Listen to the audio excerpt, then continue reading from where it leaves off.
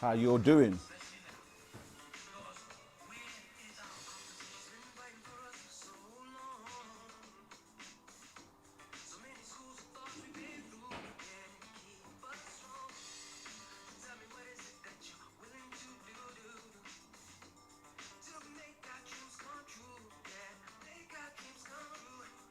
No time coming.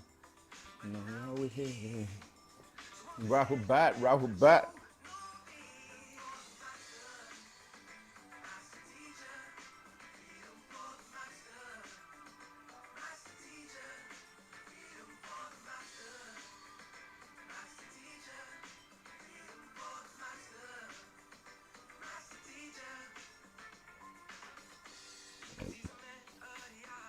Excuse me.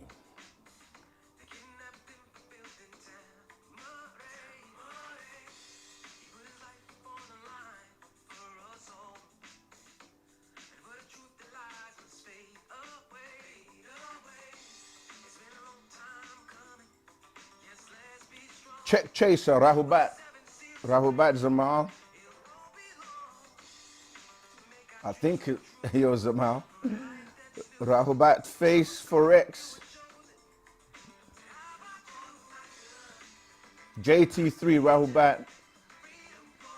Henrique Rahubat.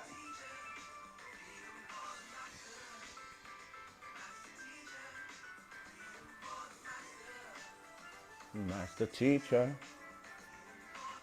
Oh, DB Rahubat, thanks for your love. Rahubat, Rahubat.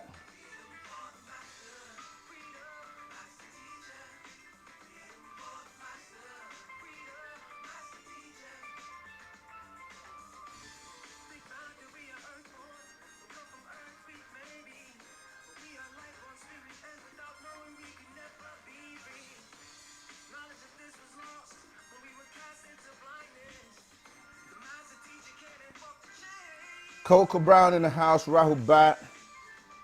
Oliver Rose, Rahubat. I think it's Joas, Rahubat. Ty the Barber 201, Rahubat. Peace and blessings to you too. Not Lim, Rahubat. Abdul Kudus, Rahubat. Virgin Island, Rahubat. Given, Rahubat. Let everyone know we are here. We are live.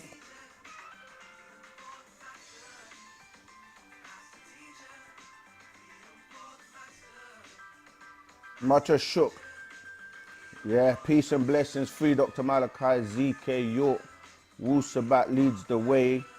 The truth and facts.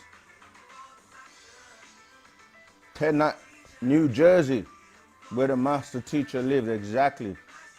Rahubat.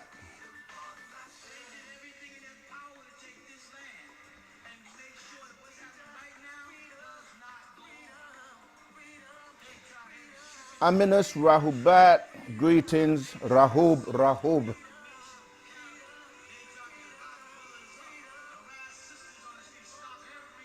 Pop's coming home. You better know that. Regardless of how it seems, that's an actual fact. He's coming home.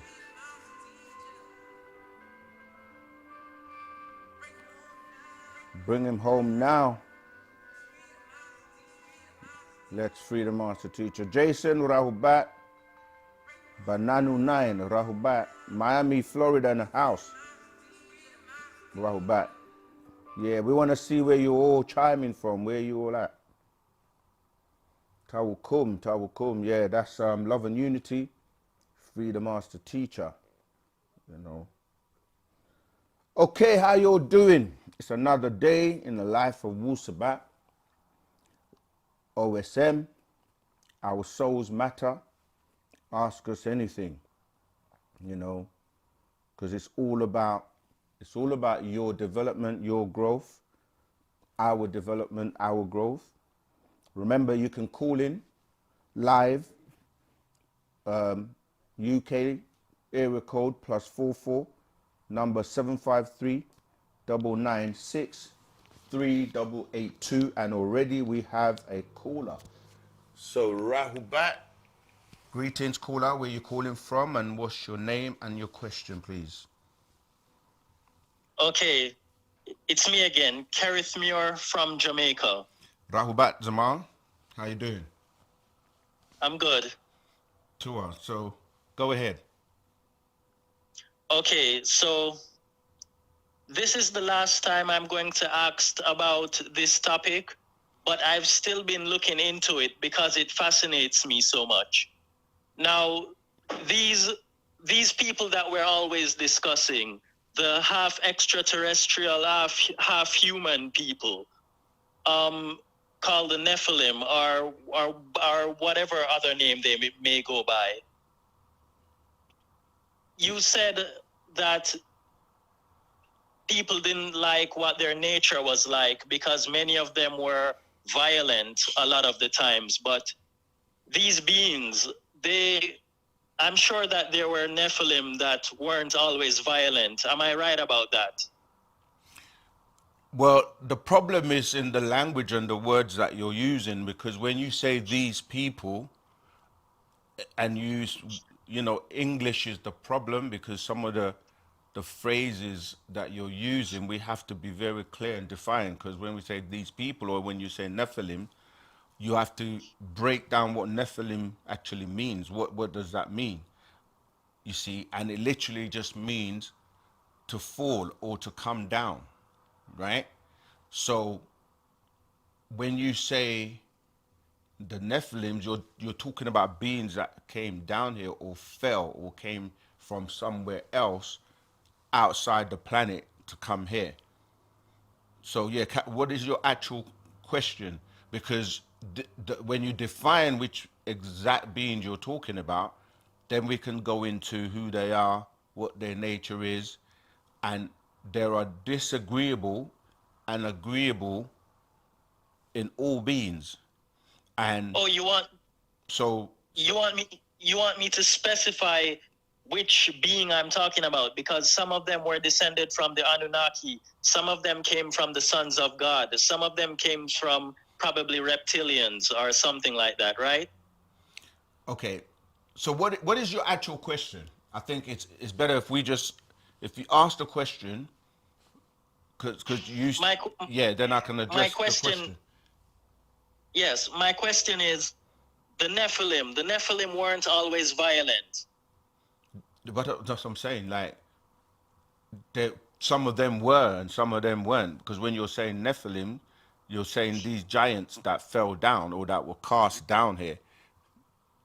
And with all the beings that came here, they're agreeable and disagreeable amongst them, which is why the people on the planet today are the children of these beings, including us and ourselves. When I say these beings, because literally, when you're reading these books, they refer to, when you say these beings, that's one way that it gets translated as Elohim, or the many different names that are used. So when I say including us, meaning that you yourself and the people on the planet come by way of extraterrestrials that come from outside of the planet. Now you have to start to break down which ones do you come from, because a lot of people are talking about the Anunnaki, and that's because of the spell of religion, because everyone is trapped in these books that are in your religions today, which are from the Anunnaki's writings from Sumer or Shinar in Mesopotamia, which is today Iraq. This is where they landed. And you're talking about, the family of Anu, and then you have our ancestors who came from somewhere else, known as the overseers or Parnatharu. So then you have other beings, Pleiadians, Draconians, Greys, reptilians. Different beings came at different times. So, that's what I'm saying. Like, what is the actual question that you want to ask so that we can address it properly? No, the reason I want you to understand that when I'm asking this question, I wanted to understand fully what the nature of the Nephilim was like. So that's why I kept asking Right. you So there are two that natures. specific question. There are two natures of the beings that came down. You can read in Genesis, the first ones, they would tell you that, you know, they had offspring with the women. But then you have another group that raped the women, you know, went in onto, and, you know, it's more of a disagreeable and an aggressive way that they did that to basically produce offspring. But what I'm saying to you is that all beings have disagreeable, even when you talk about the draconians, the reptilians, you have disagreeable ones and you have agreeable ones. But you have to break down what, because what people are looking at in terms of agreeable and disagreeable gets misinterpreted into good and bad.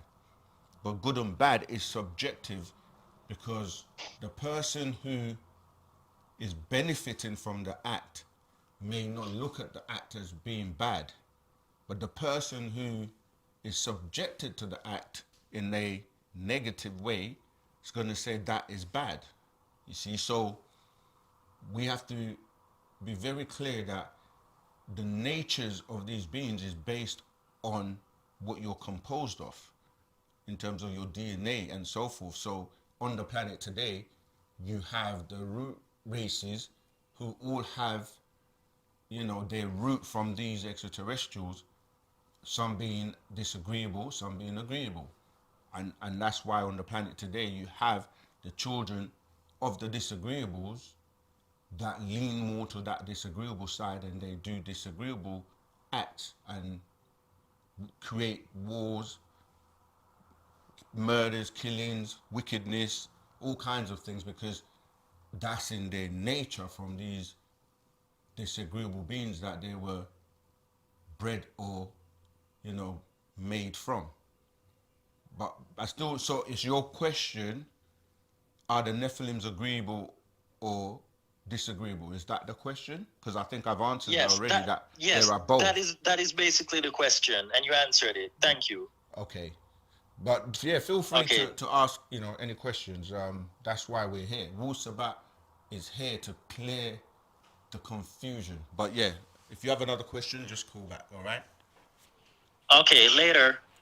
That what? Okay. Yeah, Rahubat, you know, I know we keep trying to explain to people that these books, religion, as hard as a pill that it might be for some people to swallow, that was not an agreeable thing, because it's been used to confuse people and to trap people's minds. So we're in a day and time where Wu-Sabat is here, and we keep trying to ask questions and live in these books when we really do need to move on from them. Now, of course, if you're a sincere seeker of truth and you're still, you know, trying to get clarity of the books, the Bible, the Quran, these religious books, then we will help you, because we were taught by the master teacher, Partner Babyanun. He walked us through these schools, and so that the spell was lifted from us, you see. So, but really, we are in a day and time known as the hereafter, where these religions and these books have expired, you know. So we shouldn't really focus too much on dead information. We should be focusing on Wu-Sabat and what you need now for your liberation and then salvation, you see. So yeah, but obviously if you have a question and you're still stuck in the books and you need some clarity, we'll do our best.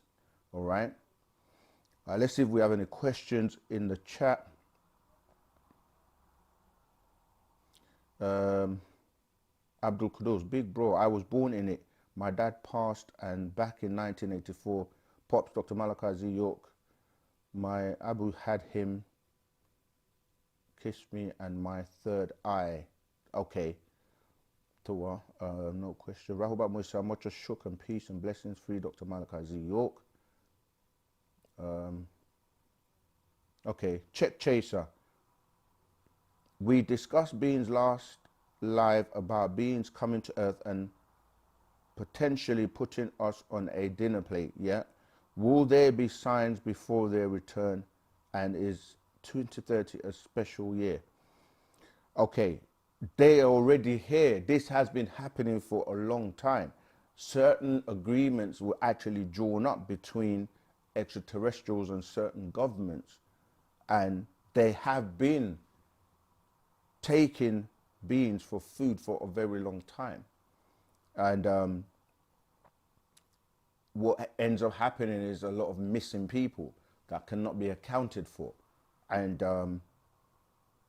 you know, so when you say, you know, it's just that when the master teacher, Pardon the Babylon, Dr. Malachi Z.K. York, started to really tell us about the nature of these beings that you're calling gods and angels, etc. These are extraterrestrials, as the last caller was asking. These are beings that some of them are carnivorous and they're very disagreeable in terms of they like flesh and they eat flesh, and that's why throughout these religious books you will see them asking for offerings and, you know, blood being spilt on the altar. Read the book of Leviticus in the Bible and you will see this. Remember that Abrahamic religions are one and the same because their patriarch is Abraham.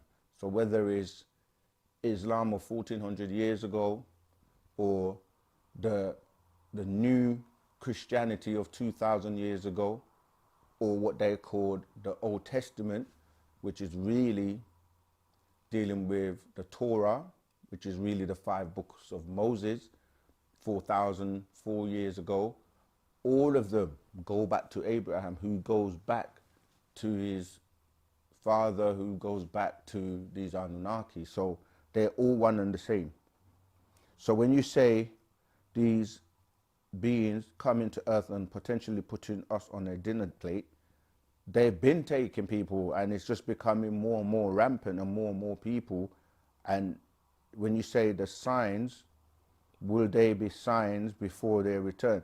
They're already here and they've been here, and it's just ramping up. And when you say it's 2030 a special year for who? We are living in a day and time where it's referred to as the great and dreadful day of the Lord.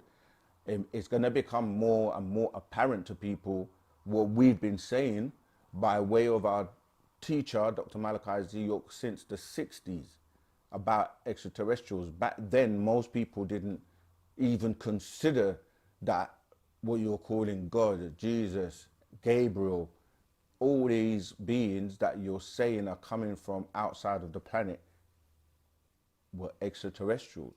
And he was teaching this, that your concept of gods and angels and what you think about heaven and all these places, it's really dealing with extraterrestrials that travel intergalactically. And of course, in 2025, this has become more and more apparent to people, all right?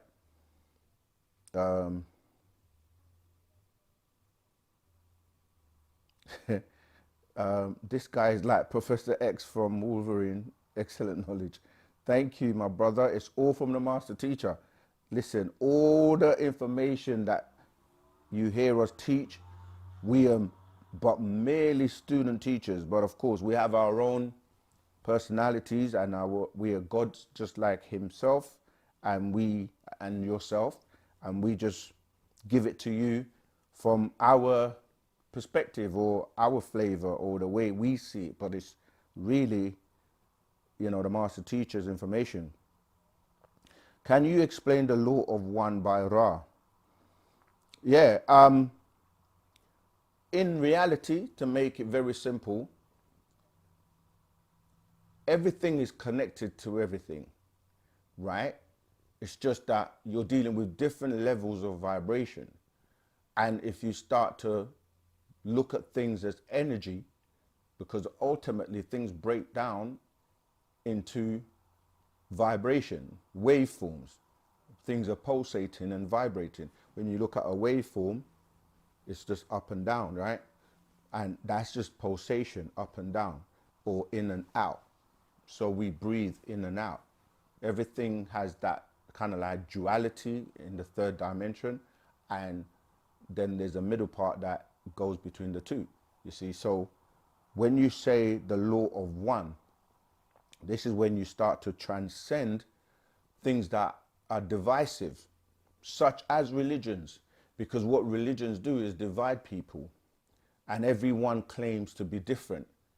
And I pointed out that they all come from Abraham when you're dealing with the monotheistic religions. When you get outside of the Abrahamic religions, you still go back to older cultures, but if you study what they say, they're the same stories, just remixed from ancient, what they call Egypt. But all these names that you're using are taught to you by Adamites or Europeans. So you have to say, where's the source of the information? And you go back to the oldest people on the planet, being us as the original beings on the planet, when you go millions of years back. Now, all the people that teach you about religion, they give you a date, 6,000 years ago. Or maybe, you know, they might go a bit further in terms of when you start to deal with like Hinduism and so forth. But you look at the characters, the character that exists, the original, the source, will be in ancient Tamaray or Egypt, or what we call the area that's known as Napata, Meroe, dealing with pre-dynastic, dealing with the beings that were Neolithic and they were in the Nile Valley. This is what we say when we go back way past the 46 dynasties that people teach you about, going back to the newborns, going all the way back to these beings in ancient Egypt known as the Ogdoads or the 9 Enneads, and going all the way back to beings that came here and seeded this planet from different constellations. Our ancestors from the Orion star system and what you call the Sirius. And then the stories say, for example, the being that existed, we know as Har or Haru or Hiru, which became Horus. Then in Hindu became from Horus, Hara to Hari. Because when you look at languages and study what they call Semitic languages, you see that a lot of the times the vowels are interchangeable. So when you say Hari, as in Hari Krishna, you hear the word Krishna, Christos ties into Christ. Now that goes into in Sumer as Tammuz, yeah? And then from that, coming into, as we say, the Anunnaki stories, you get it into the Greek, and that becomes Christus, yeah? Horus instead of Hara. So you hear Hara, Hari, Horus. You look at the three words, they all just move in vowels around, okay? And that Horus becomes your Jesus in now Christianity, becomes Isa in Arabic in Islam. So it's just the same story being remixed over time, different cultures being passed off as an original story when it actually isn't. So we have to always remember, go back to the source, the beginning, you see. So they start off with a creation, and they just give you a story being relayed to you of how it all started. But then the person relaying the story had to be there already to know about the story.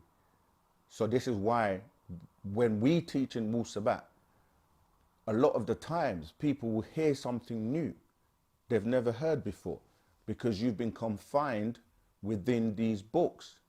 And That's because the people that are teaching you are residents of this planet.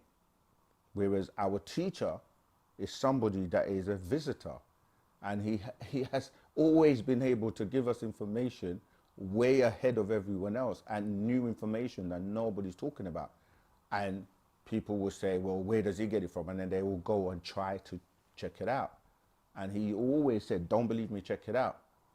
But he also said there will come a time where I'm going to take you outside, because I'm from outside. It's not like he came on the scene not saying he's not from here. He came on the scene saying, I'm a visitor. I come from a place called Planet Risk in a galaxy known as Ilion. You see, so I'm going to teach you and answer all your questions to a point where I will give you what you want until you learn to want what I have to give, what I have been assigned to come and do. This is a mission, and the mission is to make everything clear. Like he said, set the record straight so that you will know your way.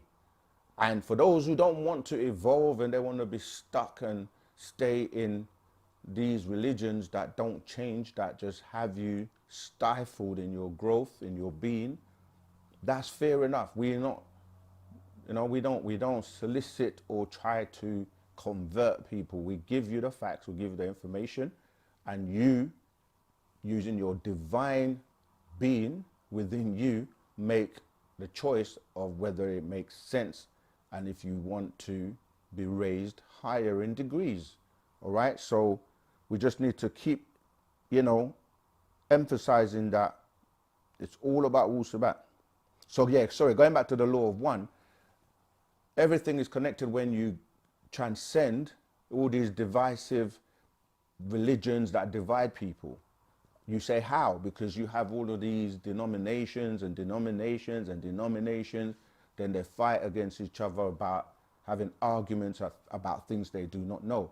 But when you transcend people, places and things, and you start to realize that what you're composed of, what is really you, is in the inner you, right? Not the physical you.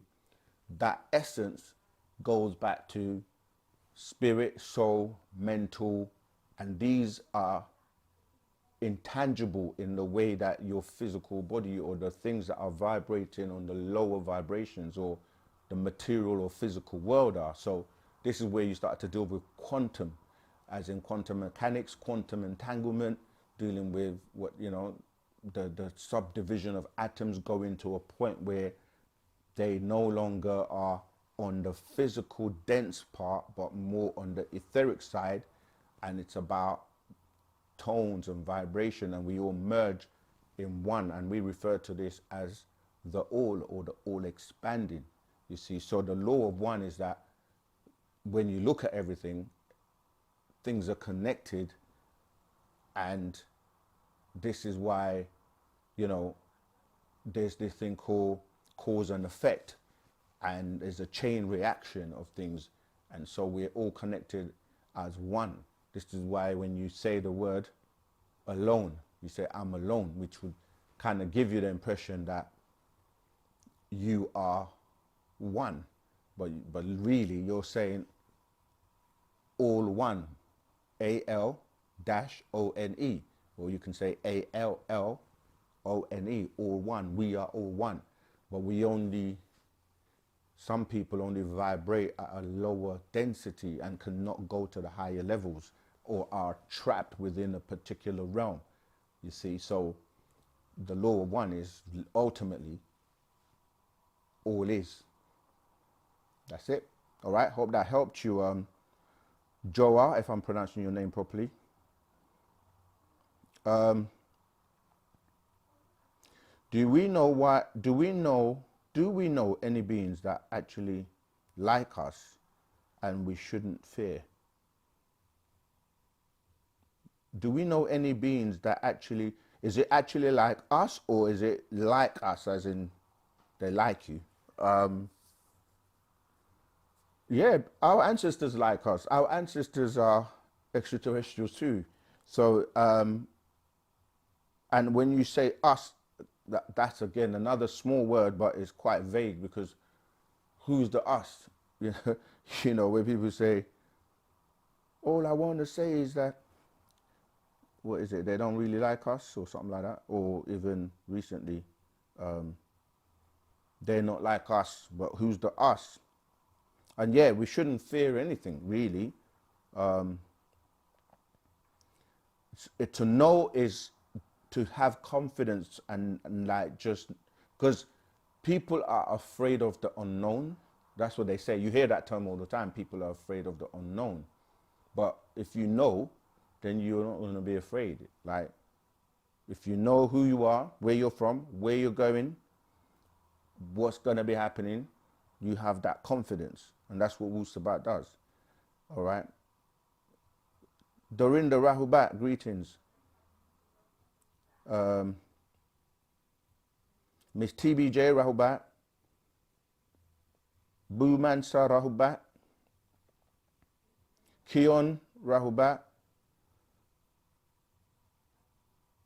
Yeah, the phone line, Abdul, it's a WhatsApp number, so you can ring for free as long as you're on your internet. You have internet access. Any other questions? Do non-black people have the abilities to make it to risk?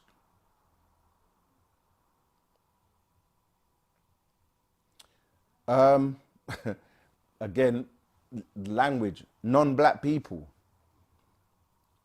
Well, we're non-black people. But no, if you're talking, this is what we have to be specific, because non-black people is very vague, because we're not even black ourselves, because that's a term that's been given to us, as you can see, right? I've explained that we're not black, and these labels and these terms we use are part of the technology. But if you're talking about Adamites or Caucasians, when you say non-black, it depends on the person.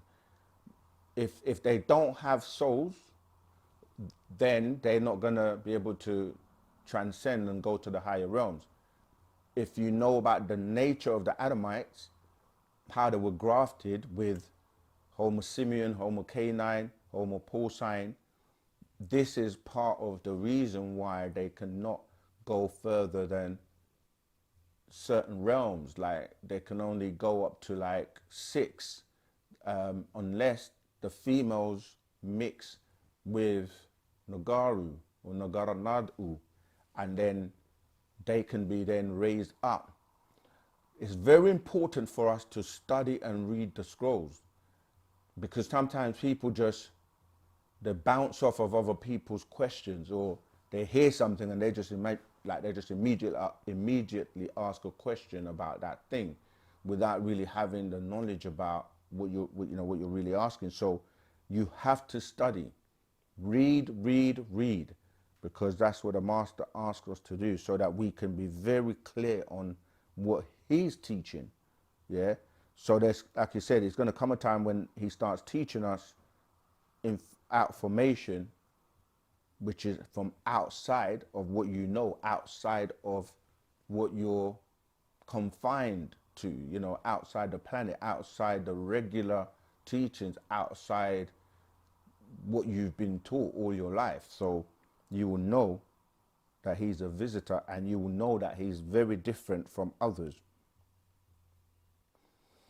Remember to help us. Yeah, sometimes we do, we need you. We need your support. And if you're enjoying the content and the work that we do, please help us by, liking, sharing, subscribing. And, it really helps us, because it's all about algorithms. All right. So hit that like button and share the stream to, others.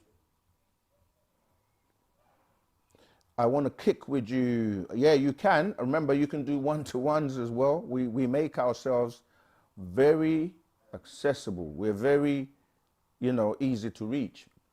If you haven't joined our Telegram group already, then please do so. so you can be completely in tune and stay up to date with what we're doing.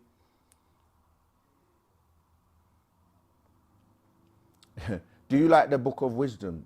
Again, there's so many books that claim to be. I know the book you're talking about, but you haven't given the author, and people advertise the Book of Wisdom until they're confronted with real books of wisdom.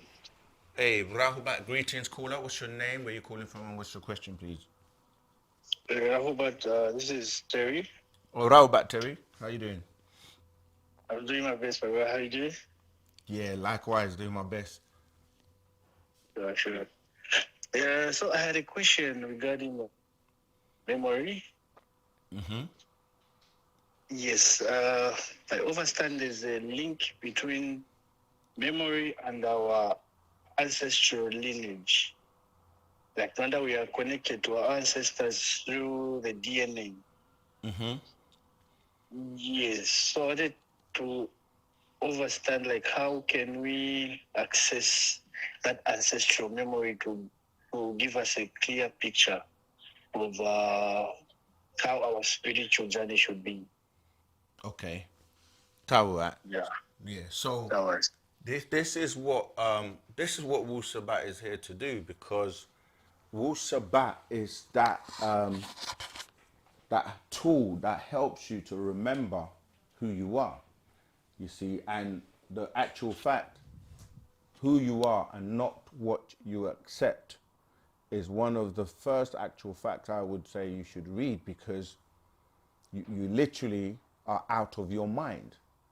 I mean, the other scroll, the mind, is another one, because it starts to help you rewire your mind in the way that the synapses are sending information and how you receive information. But yes, who you are and not what you have accepted, because people will accept things and ignore who they really are. When you start to know who you are by way of Wu-Sabat, you start to have the right knowledge. You start to have the right practices. You start to cut off your connection with disagreeable beings or imposters or foreign beings to you who are not connected to you. So then you start to basically like unplug from them and plug to the right ancestors, your family, and then you start to remember, because now you remember the whole point of cutting you off from who you are and saying to you to look outside of yourself, for example, to worship and give your energy and praises to beings other than yourself. Because remember, everything turns into a tone, a vibration, and a frequency. So when you're speaking, the names you use, the words you use, these are all tones. Everything starts with a tone. Even when they say that the scientists say that we came about from a big bang, that bang is a sound. In the Old Testament and New Testament, they tell you in the beginning was the word. Words are spoken, and those words are made up of tones. Even when you break it down to like how you bring about language, because you're dealing with your tongue being able to be shaped in a way to pronounce a tone. So you have the alphabet, you say A, B, but there were languages before English, so you have to go to how those tones were sounded, right? So then, or pronounced. Then those alphabets will help you to form words by arranging different alphabet. Obviously, we're saying alphabet in English, but in our language, we would say that harfat. So those words then are arranged in a particular order to try and convey a message, but collectively those words are giving you a tone, a vibration, and a frequency that has an effect on you. You see, so when your language was taken away, those tones, those vibrations that connect you with your ancestors were basically kind of like channeled in a different direction. So, yeah, what we're saying is that speaking Wu-Sabat, using the tones, using the frequencies will help you to start to remember, because those words became sentences. The sentences got formed into paragraphs, and these paragraphs got formed into chapters. These chapters became books, and now most people are confused with these books, right? Which are mainly translations, which were translated from people who supposedly memorized these words. And you're talking about for thousands of years of continuous mistranslation. So by the time you're here speaking this, what you're calling language, which is really not a language, because it's really a dialect of different words from different dialects and what they call other languages put together. So you're lost. So yes, you have to start to remember who you are, and then you connect with your ancestors, because you can actually break away from that spell that has kept you cut off from them for so long. So yes, the way you remember is to start putting Wu-Sabat to practice, the rituals that help you to communicate with the deities, communicate with your ancestors, and then they will start coming closer to you. They will start to, as you say, communicate with you via your dreams, your visions, your travels into other dimensions, etc. All right, hope that helped. Where were we? Do all races have the abilities to make it to higher dimensions? No, not all races. And this is why they would need to piggy bank off of you. But even then, you have to remember, you are composed of elements that can only exist in particular areas. It's like if you're composed of the atoms that make up paper, right? That's one level of vibration. Now, if you take paper and put it in another environment where you're, let's say fire is composed of a different environment, and paper and fire cannot exist in that environment. So the fire will consume the paper. And it's the same when we start to look at the different realms. So you have the the lowest realm, which is the material plane or the physical realm, which only vibrates on this density, right? And then you have others like the spiritual, like the soul, the mental, and then up to the 9 levels of ether. So no, not everyone, if you don't have a soul, then how can you vibrate on the soul realm? So not all beings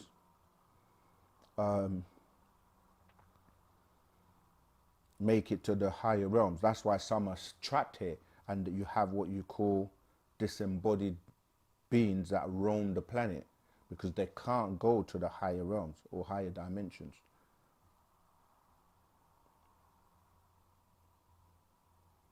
Okay, there's a long one here. It sounds like a culture determines what our perspective as when we were being raised. However, being black and there are many black people, how do we determine what culture we are that you said fell? Again, try and make your questions as clear as possible. The point is you go back to the original culture. This is why we're saying Wu-Sabat is that culture, our original culture, which many people have forgotten or were not aware of. And what is happening now, people will say, they will attribute a particular culture, they will use the word culture to people who don't have a culture. Because when you start to ask, what is it that you do that is original, right? Then you'll start to say, okay, but what you're calling your culture is not your culture. You borrowed it from other people and claiming it to be your culture, but it's not your culture.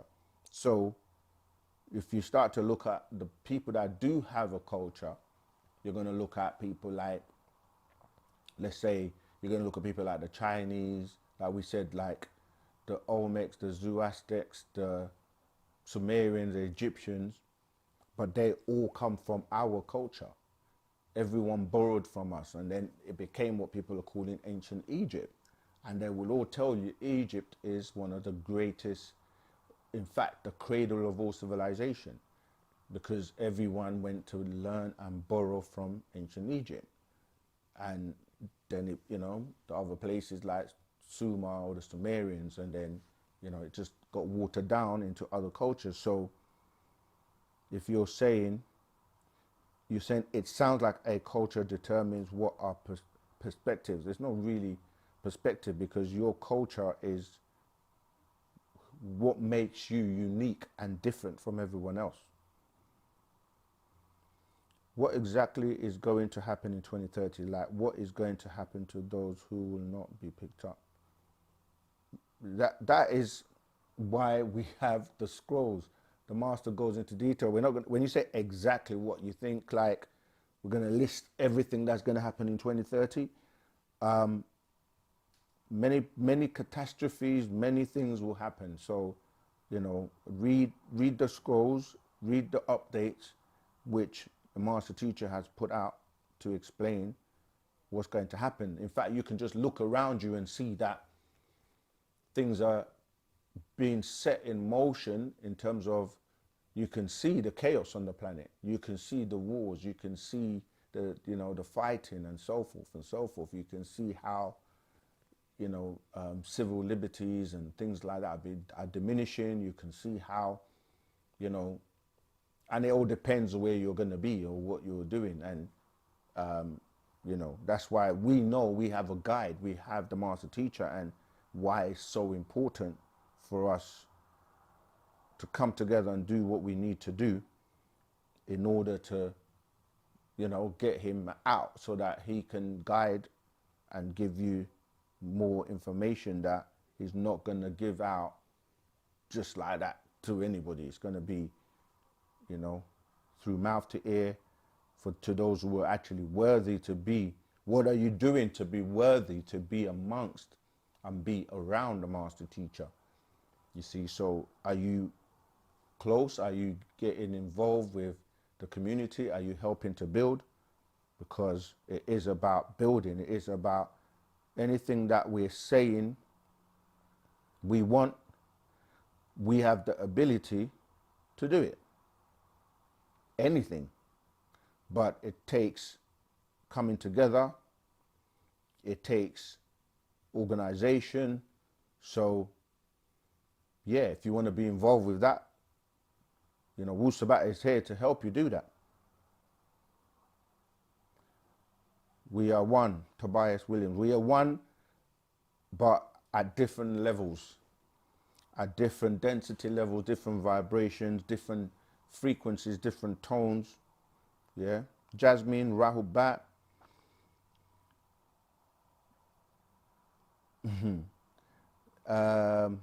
Yeah, let me see. Risk means blessings in Arabic. Rahubat also sounds like Maharba, which means salutations in Arabic. I really want to learn more.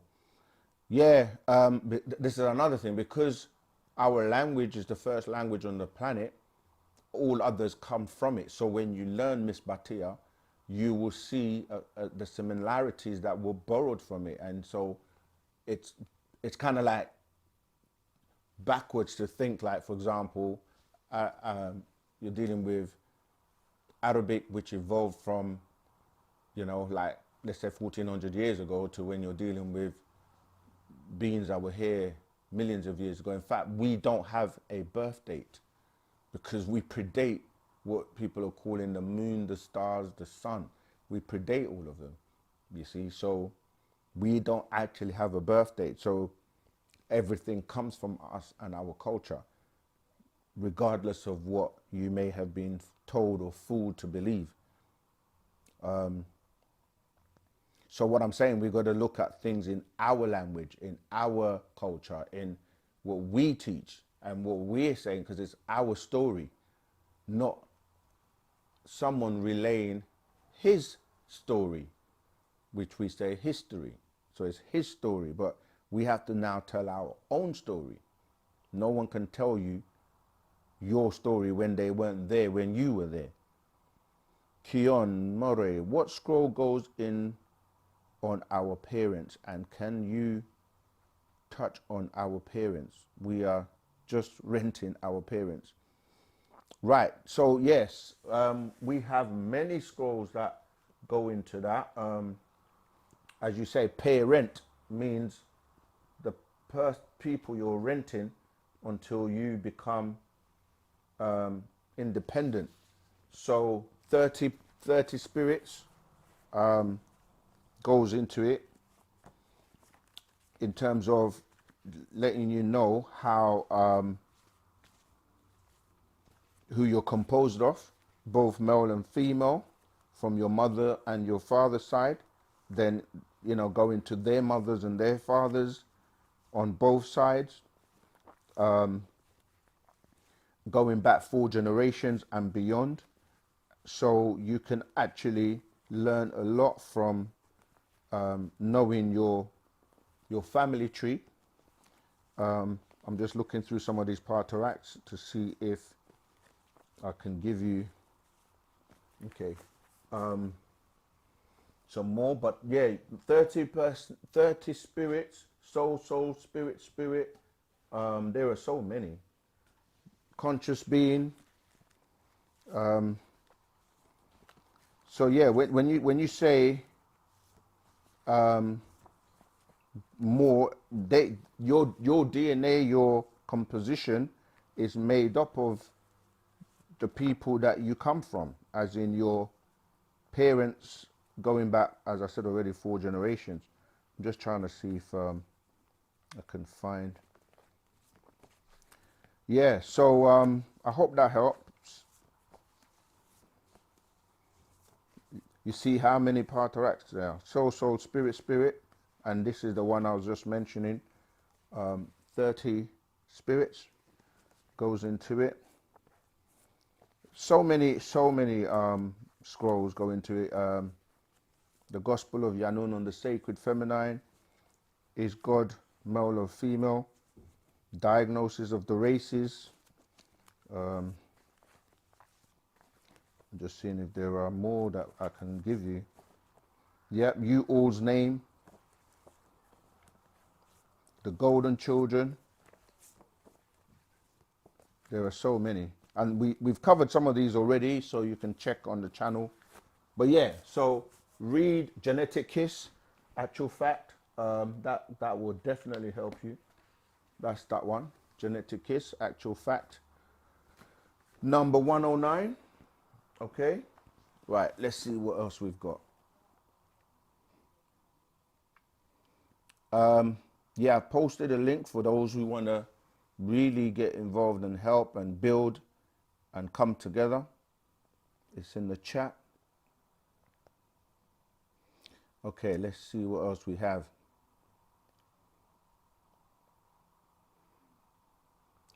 It's amazing you say that, because through meditation, I always felt the missing cases globally was these beings already here. I have missing. Okay.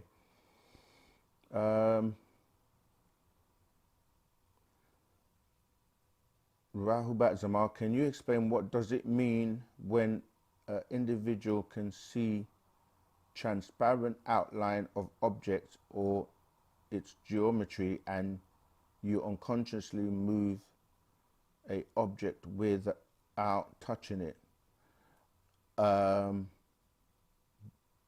you was going to? Okay, so that can relate to many things. However, when you start to develop yourself spiritually, you can start to see interdimensionally. This is what, when we say clairvoyance, that's actually like clear vision, dealing with like your spiritual eyes. And if you've grown to a certain level, you can actually see many of these disembodied beings that we talk about. You can actually personify beings that are here, but they're vibrating on a particular frequency that you can't see them unless you can raise your vibration to that. The other thing, moving objects, that's really referring to telekinesis, and also psychometry, which is object reading. But you have to remember that ultimately everything, we can't stress it enough, it's all energy. And you can move things by sending certain vibrations, you know. So it's like how, let's say, a dolphin uses echolocation, and what that does is it will be a wave will be sent out, and it will hit an object and reflect and come back. So it's kind of like, imagine you were blind and you were walking. You need to know where objects are. So, you know, the aid of a stick might hit that object and you know, okay, move in that direction. So you might be moving or hitting or being able to personify things from other dimensions. Because remember that many beings are here at the same time, just on different density levels. It's just like yourself, right? Although you might only see your physical being when you like touch yourself, you give so much attention to your physical being in terms of you bathe, you wash yourself, you feed yourself, you brush your teeth, you put on your makeup, all that stuff. It's all for the physical you. But you'd be aware that you have the inner being, the real you, that is composed of higher vibrations. And even though they tell you that two things cannot occupy the same space, that's not actually true, because they can. It's just that they have to be at different vibrations or density levels. So you are made up of different beings. So your physical being, your spiritual being, your etheric being, your soul being, your mental being, they're all connected, but they all have different nutational rates and they vibrate at different frequencies, but they're all connected and they're all in one of the same space that you move around with. And then that connection connects you above to the higher realms in terms of your etheric being with your etheric cord to your etheric parents, and so on and so forth. So yes, you are occupying the same space, but at different density levels. You follow? All right.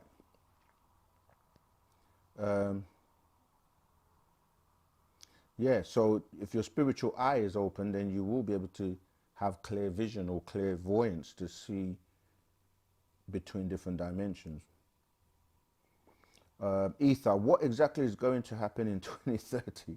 Like, what is going to happen to those who will not be picked up? Okay, if you read the part that I was there, which is here, we actually did a video on this already. Many things will happen, right? If there are famines and diseases and earthquakes and tornadoes and floods, then depending on who or where you are, you could get caught up in that. The meteorites might hit the planet. In fact, we've told you that. The Master's given us an update where he's given us that, as you say, 2030. 2030, 31, the meteorite's going to hit the planet. Some beings will be taken up. Some beings will be picked up and taken up for food, as we've explained many times. So it's very vague to say what will happen, because many things are taking place and will take place and continue to happen. So those who make the levels that is required to transform themselves inside out will receive their barythry gland, and there are different ways that you will receive it. Some may be transported to the Antarctica, where you have, you know, these mantis beings, insectoid beings that are gonna replace it. Some will get it replaced in the submental, and or shall we say regrown or reactivated, because you still are able to have it. And others, an operation can take place without you knowing it, because of our the advancement of our ancestors who can stop time as you know it, carry out an operation without even cutting you because their technology is so advanced. They can knit you up, like basically you're porous. They have ability to move the pores and go in, reinsert, reactivate, close it, carry on with time as normal, and you wouldn't even know that anything has happened. You start to know about how you're developing based on your abilities. What can you do? Because we all like to claim we're gods and goddesses and we have all this knowledge and all this information.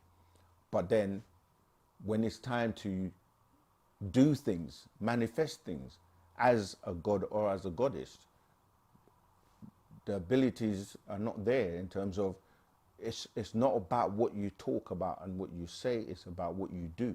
Action speaks louder than words. So if you're God, do godly things, because God has to have responsibility for all things. You know, any problem we have, as I said, as a god or goddess, we should be able to solve it, because God is supposed to know everything. He's all powerful, he's almighty, and that's you. But you know, what do you do with this? And that's why, you know, we're saying now it's time to build. It's time to, whatever we want to do, whatever we want to achieve, we can do it. And that's where the master teacher comes in, because he's actually guided us, groomed us, taught us, given us everything we need to be able to now be the example of what a true, loving, caring, I use the word God, but it's really we are supreme beings, right? Beings that are supreme in every sense of the word. We just have been given the wrong outlook on life, been given the wrong direction by beings that had an ulterior motive to dumb you down, suppress you, hold you down, tell you you're inferior, tell you to worship them, to follow and do as they say, and then promise you pie in the sky. And people have been waiting for this pie in the sky for 2,000 years, waiting for somebody to come and save them when they can save themselves. And the person that they claim is coming to save you doesn't exist. And he couldn't save himself, even in the story they tell you about him. You see, so we have to wake up and be the gods that you're supposed to be, and deal with actual facts and deal with truth and deal with reality, not this illusion. Rahubat caller, what's your name, where you calling from, and what's your question, please? Hi, this is TBJ from North Carolina, USA. Rahubat, TBJ. I have a question. Thank you. Am I being too negative if I'm allowing things to creep into my brain, like, well, I guess I'm going to be too old to become 2030 when it comes around, or... And the other thing is, you know, like the sci-fi thing, you know, with them making fake food and fake rice and fake meat. Aren't they at this point probably developing fake people? Oh yeah, that's been happening. That's going to replace us. You know. Well, again, you say us, not us. Me. You won't be replaced if you don't want to be replaced. And again, I don't want to be replaced. I mean, I'd like to think I'm unique. Right. You know, but. But I'm saying, yeah, you're not too old. In terms of your soul, your being, your spirit, that doesn't get old. It's your flesh, your physical body that gets old. Right, okay. Yeah. I gotcha. Yeah, so it's all about the inner energy being. that never keeps going and never stops. Right, exactly. Okay. So it's about, and remember as well that there is a cure for everything, right? Even what people are calling death. You know, the master taught us, like, the whole point is not to be focusing like on the negative, but more on the positive. Like, have that optimistic outlook in life. Enjoy your life, do the best you can, live Wu-Sabat. And no one can say for sure that they are going to make it and they're perfect and they're definitely going to make it. So all you can do is live Wu-Sabat to the best Okay. of your ability and follow the instructions that we've been given by the master teacher, because he knows the way. So it's like sometimes we do feel like dejected or our energy levels may be low, but then you have to look at who you're around, the environment you're in, and the things you're doing. And so you may need to be around other people who are vibrating on a much more positive or higher level, and then they will share that energy with you and that will pick you up, you see. Sometimes we're not in the community, we're not with family, and That's true. that's what we Well, need. we're disconnected. But, you Yeah. know, when you start talking about aliens and things of that nature, people already think you done tipped the scale. So you don't want your energy reflecting to the wrong place. Yeah, this So- is, you have to be selective and know who to speak with, because if they're not receptive to it or they don't know, then sometimes you just have to leave them where they're at, you know. You have to, I mean, if you try and you see that they're not receptive to it, then you just got to like, just leave them where you are, where you meet people where they're at. And sometimes True. people will be just so into it, you know, just like, wow, really? You know, I always knew there were aliens, and I thought I was going crazy, but now you're like amongst people who are like yourself, who don't think you're crazy, and then it's okay, you know. But Right. yeah, if anytime you feel a little bit like that, just go amongst the family, read some more, you know, actual facts, part of that, and you find that it will help you. And again, if you're not connecting and doing the rituals to connect with your ancestors to ask for guidance, you know, the chants we do that connects us with Okay. higher beings. So no, you're not too old, and don't, you know, we've just focus on the now, and And like we getting said, there, I got it. yeah, exactly. Like, you know, tomorrow hasn't come, so why worry about it, you know? Okay. Yeah. Well, I do. All right, Wadu. Okay, let's take some more of the how that. Where were we? Yeah, so that 20, what's gonna happen? Yeah, it all depends on you. You have control over your life, and you have the best guide and the best, you know, tools to live a great life, and yeah, to progress. We covered that already. We got another call. All right. Rahubat caller, where you calling from? What's your question, please? Robert, second, this is Jose from Zambia. Hey, Rahubat, Jose. Yeah. How Second, you doing? I'm fantastic, my brother. Last Tuesday, you recommended me to read the book Concentration, and I'm among it. Sure. I'm enjoying it, by the way. However, there's something that pop up that I keep seeing consistently on the books, which is on the concentration book, is on the verse 30, 48, 52. Because we understand, or we understand that no one wins the race in racism, correct? Sure. And we also say that Wu-Sabat is for everyone. We don't say So my Wu-Sabat is for everyone. We say Wu-Sabat is for everyone who will accept it. Correct. Very Right. well put. Very well put. So what verse were you looking at from concentration, so I can be on your same It's page? 30, 48, and 52. But the question is simple. I think you can answer it without the book. Because Okay. my question is, why the books in general highlight the Caucasoids as Genin, the human devil, or bloodsuckers, as our culture is inclusive? This is a two-part question. Okay. Why the Caucasoid are constantly being called Genin, human devil, and bloodsuckers, and how we, or what's the right approach to deal with them, knowing their disagreeable nature? Okay, it's a good question. The thing is that we're not it's not everyone, you see. So this is why words are very important. And you hear the term, whoever the caps fit, let them wear it. Because if you're not somebody that is behaving and acting in that way, then that won't apply to you. Do you follow me? So, Yeah. for example, just because we say they're devils doesn't mean that they're the only ones that are devils. That's why the Masters got the scrolls. Are they black devils as well? Because it's a question to answer and put it to yourself and think, do you behave and act in a devilish way?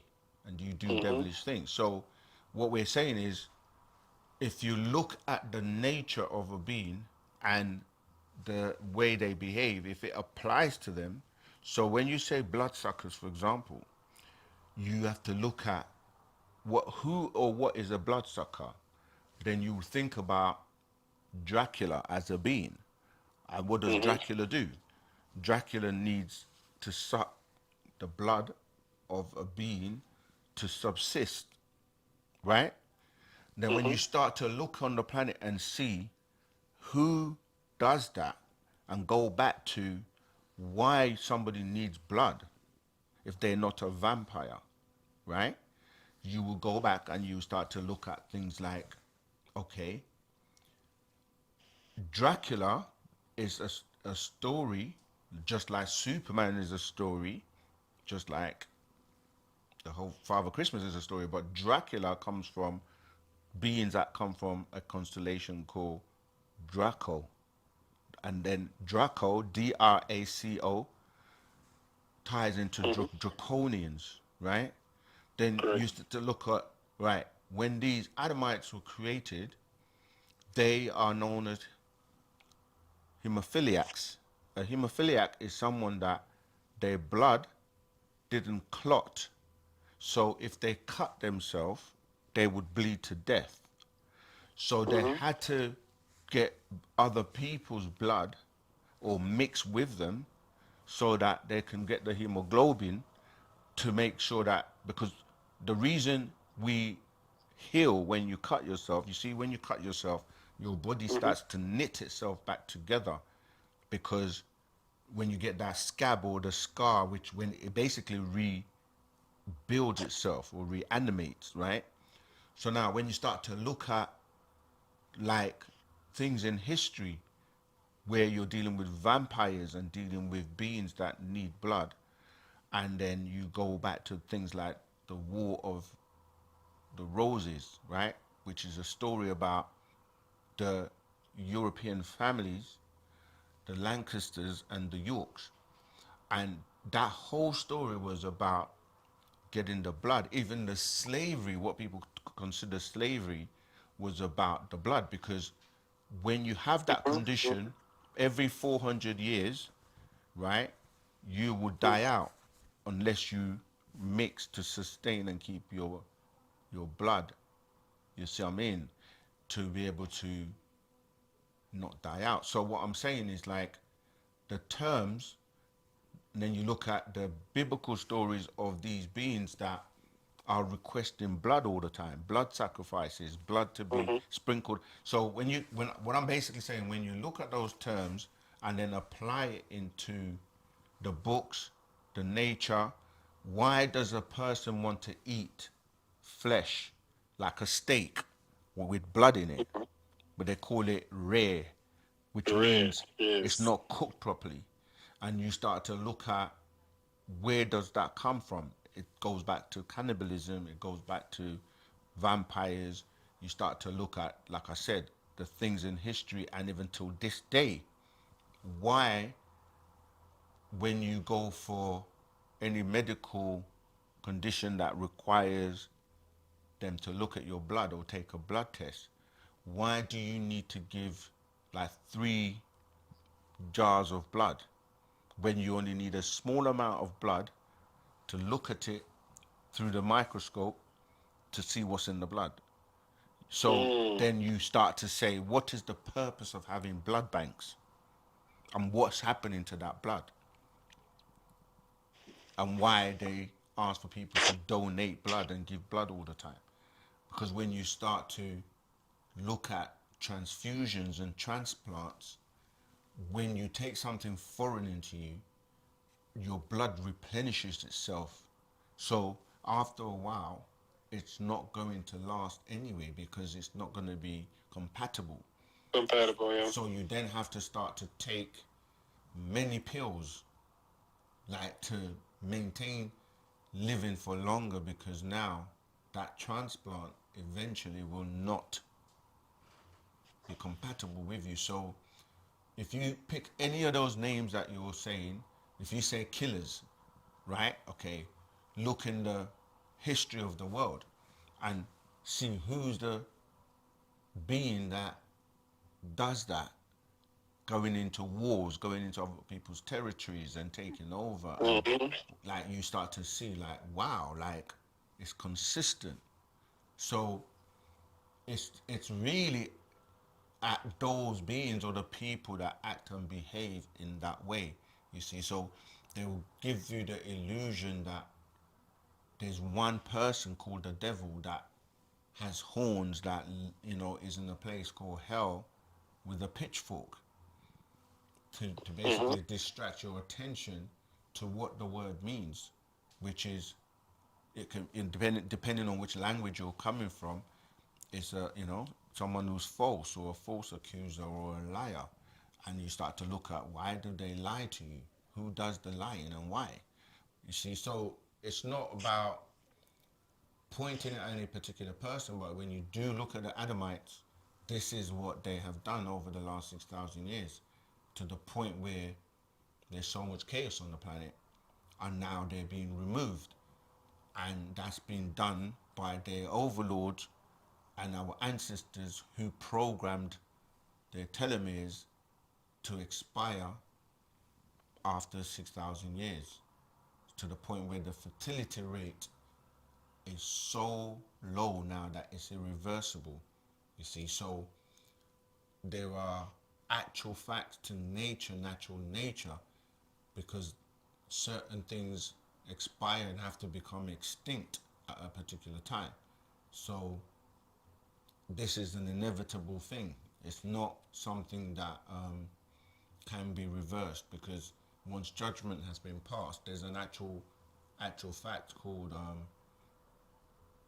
no, it's a master secret, judgment upon the Adamites, you see, because the Adamites were actually created as a food source for these beings that like to eat flesh.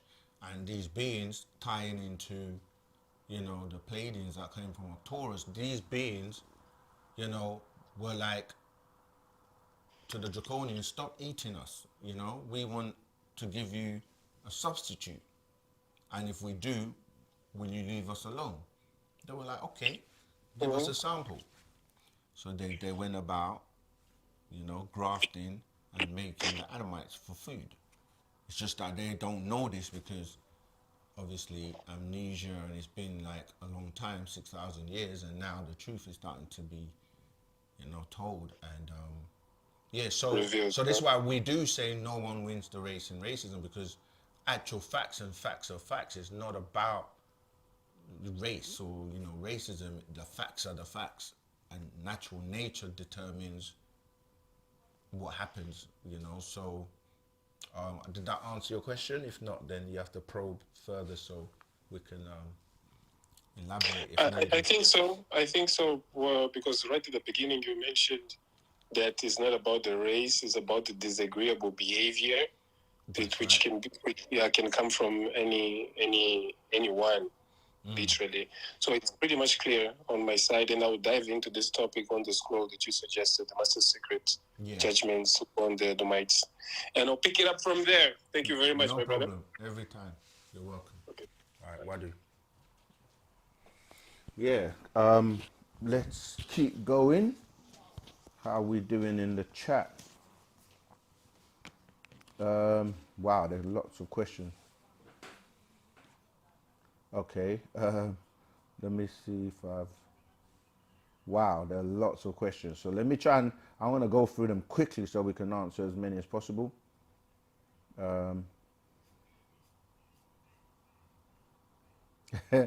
Check Chaser, thank you. Every time Saken teaches, I have DNA explosion. That's how I know the knowledge is real. Yeah, man, that's how I feel when I hear the master teacher teaches on something. Dorinda Saken, were there other beings here before the Pataites? Yeah, like before, like came out of the waters. Yes, the thing is, again, when we say beings, we have to be so clear that they were humanoid or beings that came on and started to like walk on two, what we call feet today. But there were other beings in the waters, yes. There were other beings in the water because the waters of the planet was more water, and you had lots of different beings in the waters, but they weren't. So you're talking about, you know, beings that evolved with the planet. So we're talking about, if you go to the deep seas, there are so many types of beings, whales, and you know, all types of different sea creatures, octopuses, and all kinds of sea creatures that exist. So when we say beings, I think what we're saying is humanoid beings. But yeah, so to answer your question, there were other beings there. It's just that for us to come onto land and then go and start to walk on 2 feet. Remember, we had you had mermaids and mermen. Again, I was there, which is here. Really, that's a part of that goes into that. So, yeah. But in terms of the Natharu seeding the planet, so that we came out, as you know, as I said, there's a particular word I'm looking for. Pods. I can't remember the word. It'll come to me, or maybe someone can put it in the chat. But yeah, so yeah, there were other beings in the waters, and then we evolved because we had the DNA or the genetics of our ancestors. Like, you know, the dolphins, for example, they were seeded and then transported here. And then, because remember that when the planet was being terraformed, they had to transport other beings to deal with the ecology of the planet. When we say the ecology, we're talking about like the atmosphere. The atmosphere has been created, so we live in a biosphere, and so they transported like insects and plants and yeah, different types of beings here before, and then we came out. Oh, I'm trying to find the question. I've lost it. But yeah, I hope that's answered your question. Let me find where I was.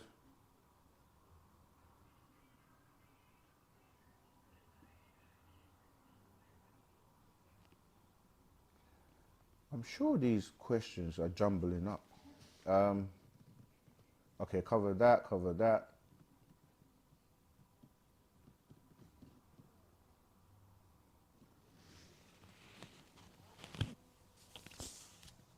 I'm just seeing this one, Keon. Also, you said you guys put up altars when communicating to the ancestors. What kind of altars? Or is it that personal? And what all do I need to do to communicate? Right, this is why we encourage people to join the Telegram group, because a lot of the questions you guys are asking are repeated over and over and over again, and we give you the exact information of what to do in terms of altar. People can't just stay on the outside or don't get close and just expect to like get all the personal and the jewels of everything. So you got to come close.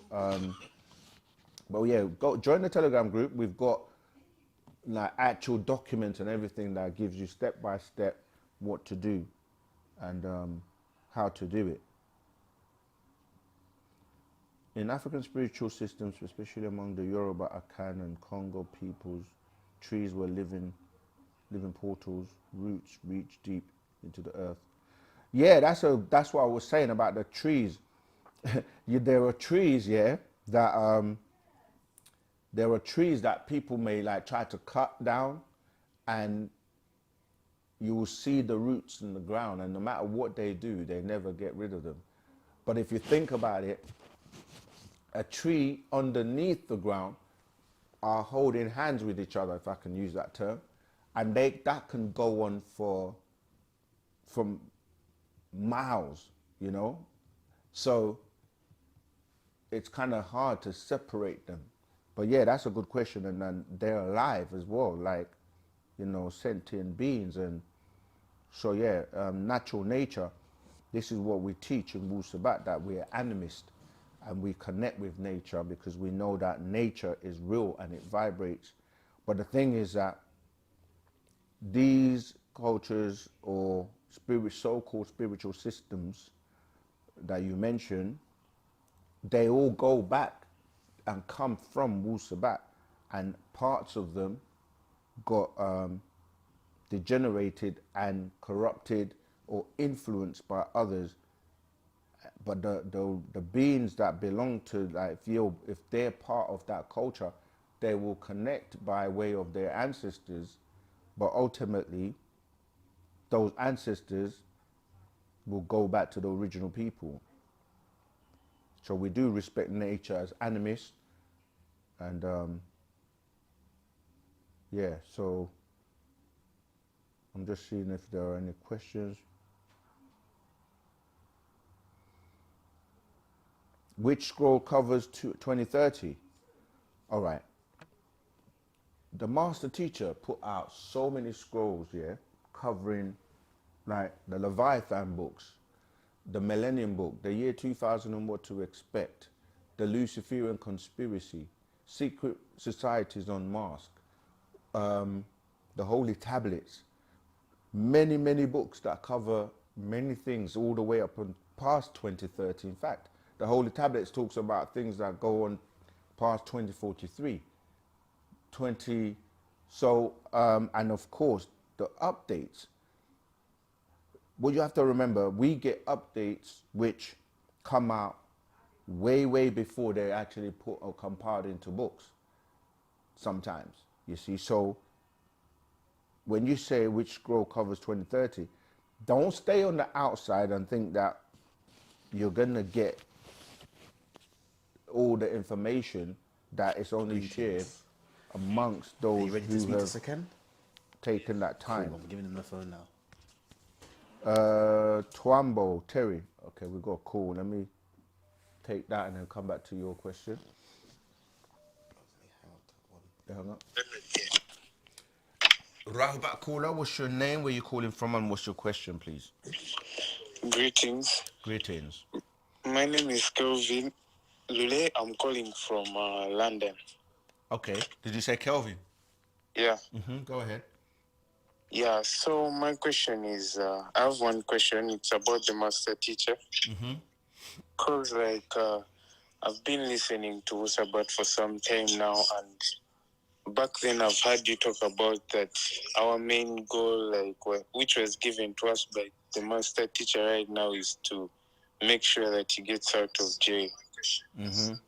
So I would like to ask that, let me say, what if, I'm not saying that I don't want the master teacher to be out, but I'm saying, as Sabians, if we, are not able to get out the master teacher, does it mean that we won't be able to move forward as a community? Or let me say, right now, can't we start building a place like Tamari, like what the master teacher did, or it will only be with the master teacher around? Excellent question. Excellent question. No, this is what we're saying. Like, okay, you got many parts to your question. The first one is we should be building. We should be doing what he has taught us, and that's why, as I said, someone else is calling. Hold on. That's why I said that. You know, it's about building, and I posted, and I'm about to post again. I'll post it again in the chat. that we have to build. We have to come together and do things that he has already taught us to do. Okay. We're not saying that obviously the priority is to get him out. That's always going to be the priority because we know that he's the guide. He's the one that knows what we need to do and what we need to do. But yes, Yeah. we are supposed to build and come together and do things, and we are doing that. And so it's both things. It's not that we're just gonna wait. But he also said, like, if we don't get him out ourselves, that means we failed our test. And it's also like we don't really wanna we don't really wanna know what will happen because where you're gonna go, where you're gonna build, what like I mean we're building anyway, but what I'm saying is ultimately we need him. We need his guidance, you see. Yeah. And he is gonna come out. But we have to unite. This is what he's asked us to do. We have to unite and come together because that's gonna show that we've actually elevated and learned the lesson. And if you look at all the teachers or leaders that came in the past, they have not been able to unite us to the level that he has. And now Okay. we literally, it's like we are at the finishing line. And you know, you can see what's going on around the world, how, you know, we are actually now waking up. Wu-Sabat is spreading across the globe and people are now seeing the tricks and not falling for, you know what I mean, like the divisions and so on. So yeah, I've just posted the link again in the group to do with, you know, how to come together and build for those who are really serious, because you get people that don't want us to come together. You get people who are faking the funk. You get people who, it sounds nice, they come and they give you all types of promises and stories of how they're really about us working together and building, and then the actions, or it doesn't last. And you see that, you know, some people just think this is all about talking and entertainment. It's not. It's about us, like you say, standing up and being those supreme beings. And there's nothing you can think of. Like, we can't keep talking about we don't have this, complain about that, complain about other races when we can do it for ourselves. So we really don't have any excuses, honestly. True. We have all the knowledge, we have all the skills, we have, what do we want? It's up to us. Like, and we're writing our own fate, as you say. Like, if we don't want to make it collectively, we're just gonna go back into being enslaved and subjugated.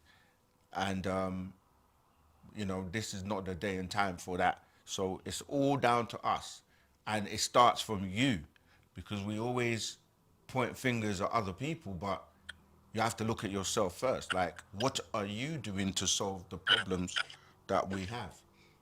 Yeah. And we can't do it alone. So we have to come together and work together, you know. So yeah, you've asked a very, very important question. Then So maybe before I leave, I would like to ask one more thing. Like, since like you guys are talking to the master teacher, like, how is he doing there in prison? Because it has been a long time since he has been inside. Like, how is absolutely. he doing as a person? Like, I mean, it's like when people ask that question, we have to ask it like, you know, how would you feel? How would you do? And the reality is that he's holding on and doing his best, but you know, he wants out. He wants to come out, and I would too. You know, so and as you see, he still cares about us. He's still giving us guidance and giving us, you know what I mean, information to help us. So yeah, he wants to come out. That's really how he feels. And what is keeping him, you know, which he's pleased about, is hearing more people, new people like yourself, and people that are receiving Wu-Sabat, and they, you know, letting him know that all this work is not in vain. You yeah, know, yeah. So the more, and actually seeing people being transformed and doing the works or doing their best to be the supreme beings that they're supposed to be. Yeah, yeah. Yeah? All right. Thank you. Thank you. You're welcome. Bye. Bye. Right, let me go back to where I was.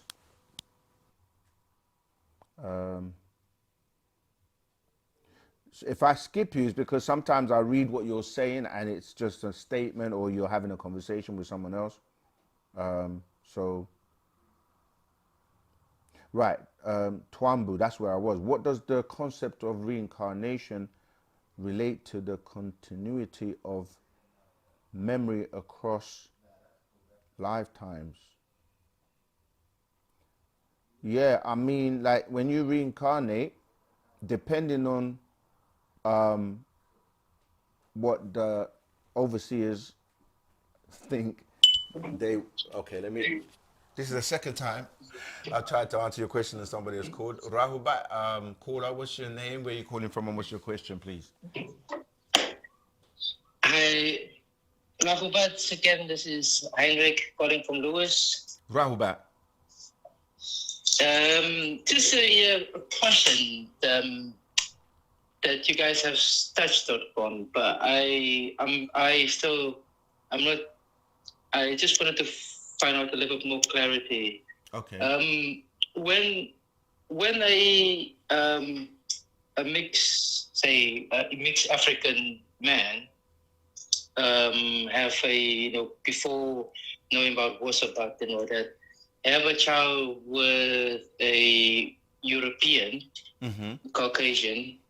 I know, I just correct me if I'm wrong. There is like you sort of, the male give one of his chakras or something to do with that. Yeah, correct. His lower, yes. So for him to raise up or to get back that chakra, is that a particular chakra or is that of the chakras that we have? And how does he need to be with the Nataru woman if he's not married to that Caucasian and obviously have a child, but obviously he is single and now we've learned after that happened, we've learned about Wu-Sabat and all that, and wants to progress and do things right according to our old traditional ways. Okay. Would that mean that I need that means that does he need to have another child, or is there some other way that he can do to gain that back and to obviously be in that high vibrations? Thank you. Okay. Thank you again. You're welcome. Yeah, I mean, you covered a lot of things, and it all depends on the situation. So, firstly, if you're with the person and you're staying with the person as a family, as a unit, then you guys have already bonded, and we're not here to tell people like to not be with who they choose to be with, right? So if you're together, you have children, and you have to just work together. And now, if the question is if you're not together and you break up, that's a different situation or different scenario.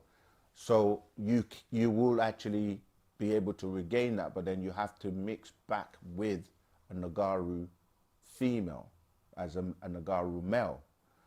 If the female goes back to a Caucasian male, then basically she will regress back to what she was. Because remember that there's an actual update that I don't have with me, that I'll try to see if I can find it, that the master explains about that question. Let me see, I will try and find it. But yeah, so it all depends on the circumstances, and if you choose to be in a situation, then you have to deal with the consequences that come along with that situation. And you have to basically know that, like you said, if you didn't know, you didn't know. So you just have to you know what I mean, live and be happy and be just, you know, be the best you can in that situation. But if you separate, or like you say, you want to regain, then you will get it back by mixing back to a Nagaru female. I do hope that's answered the question, but if there are any further clarifications that you may want, then yeah, feel free. I'm gonna see if I can find that breakdown I want to read, if I can. I got another question. Yeah, come. I'll have to find it. But join the Telegram group, and I will post it in the Telegram group. The part that I'm talking about. Rahubat caller, what's your name? Where you calling from? What's your question, please? Rahubat. Rahubat. What's going on, brother? I'm pretty much calling because, you know, I want to get your, I guess, your opinion or your advice. I'm new, like I'm just now joining YouTube creation, Okay. and I wanted to get into, you know, religious, talk about kinetic science and stuff like that. So my question is like, how can I be successful at it? And also, like, I noticed that, is it a good topic to talk about? Because I noticed that sometimes, you know, like you look at these streamers today, they don't really talk about anything informative. It's just play, and they get a lot of views. While, you know, people talk about religious, they seem to not get as much subscribers as the ones who just don't talk about information. So my question is like, how can you be successful in the information field, and how do you like be successful in this type of realm of this topic, this based on these topics? Okay. But when the topics of, because you said religion. Yeah, because I want to get into more, talk about kinetic science, talk about Kemet and ancient Egypt, and, you know, stuff like that. Okay, I got you. Yeah, but getting into that religious field, I noticed that the subscribers usually like 30,000, 20K, 60K, some 100K. But if you look at streamers, you got millions of views.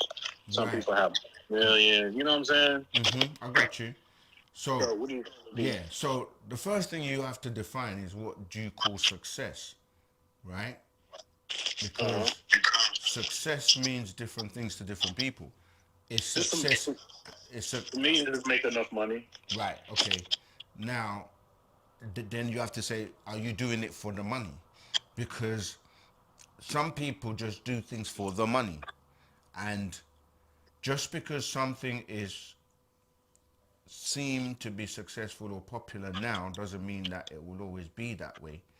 I'm saying that to say that you have to look at why you're doing it. If you're doing it to save people's souls, and you're doing it because of truth, because truth is not something that it's as popular as it's supposed to be, because many people have been sold error and have been misguided, and have gone the wrong way. So it seems like it's not successful now, but truth is something that is the future, and everybody wants to know the truth, even though it may take people a long time to come to it, and it's all about the vibration on the planet. So if you look at something like, let's say, something that just came and then became very successful, right?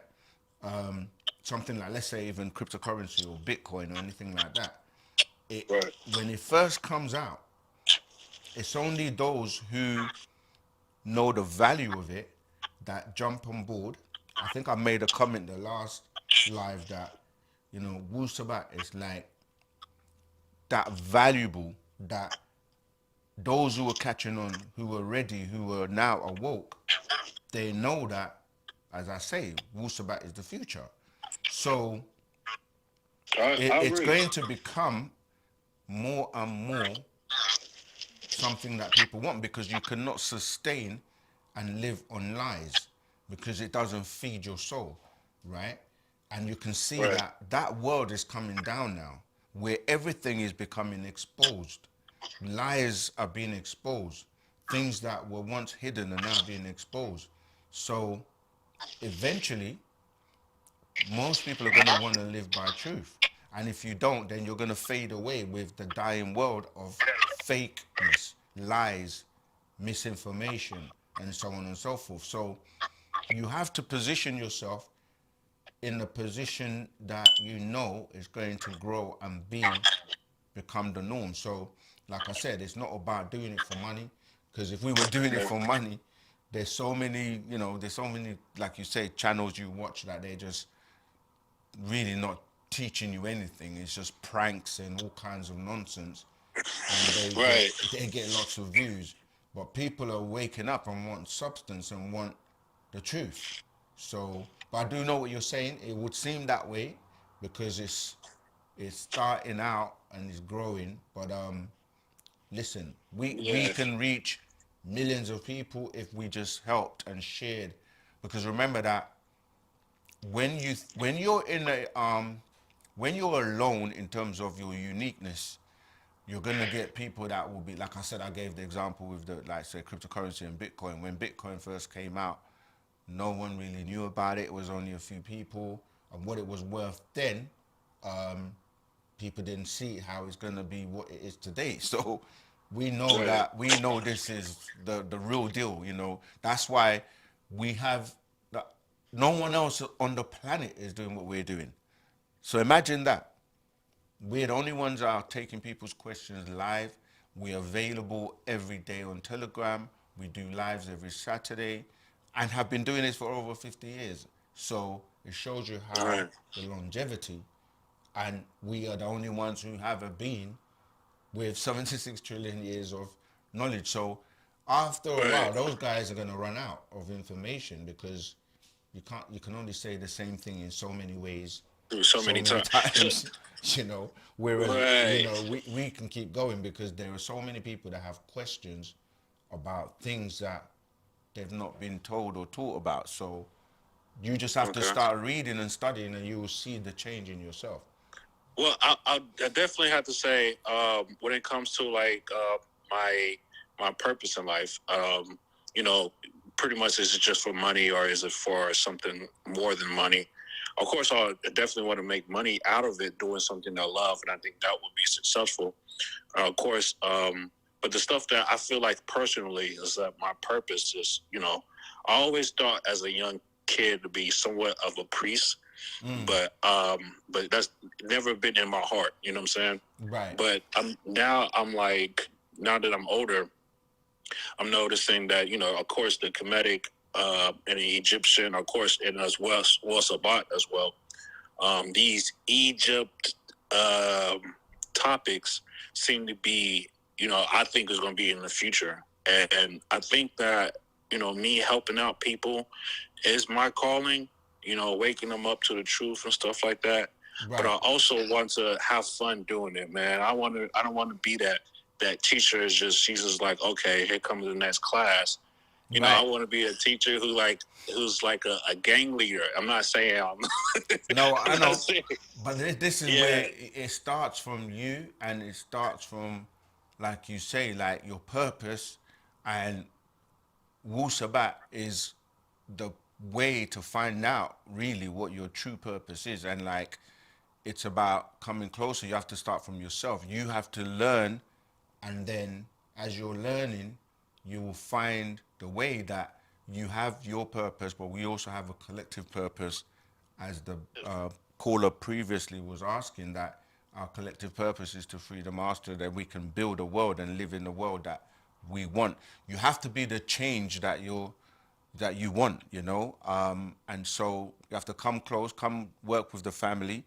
You can't be in isolation, and that's why we're here, So work your way to, yeah. So do you think? I'll definitely about to link up with you guys on that, because like this is something I'm really about to dedicate my life to.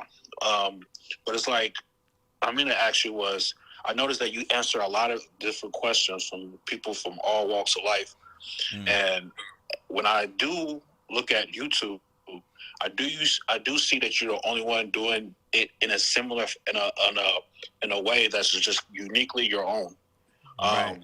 So my question is like, so do like doing something in the game was nobody done before in YouTube, would that get you like that success that bring you over the top than everybody else? So like I noticed that I hear you. But the yeah, thing is everybody got it's, that one thing that's original, you know?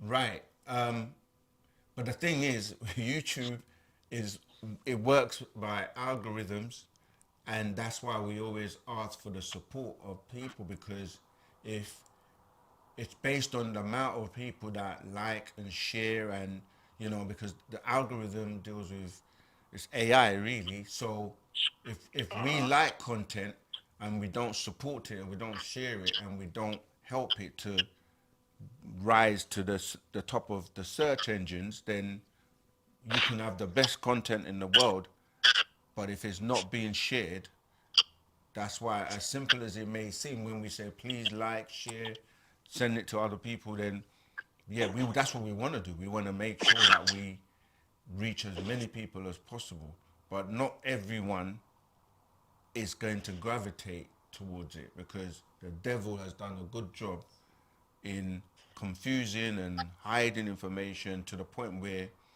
when you people don't want to actually, some people don't want to know the truth. If there's a natural burning or yearning within you to know the truth, you will find the truth. But some people want to put their head deep in the sand and don't want to hear the truth, because they think by hiding away it's going to go away. They say ignorance is bliss, but it's like, Yeah. it's just That's why I think ignorance. about these pranks nowadays. It's not You going know to what I'm change saying? the truth. Yeah. Yeah, people doing these pranks that somewhat like internet drama seem to be, It's quality here versus today, gone tomorrow type of thing. So quality versus definitely want. quantity. Yeah. Yeah. So what do you think? What do you think would be a breakout? Like if a new person, what do you like to see something new from a new creator? Like what do you think of that breakout you would like to see, just for you personally? To be honest, we kind of focus on Wu-Sabat, because Wu-Sabat covers everything, and it's there to help people and to bring them to know about, the master teacher, right knowledge and the right understanding, which is going to take them to a level in their development as a being higher than anyone else can.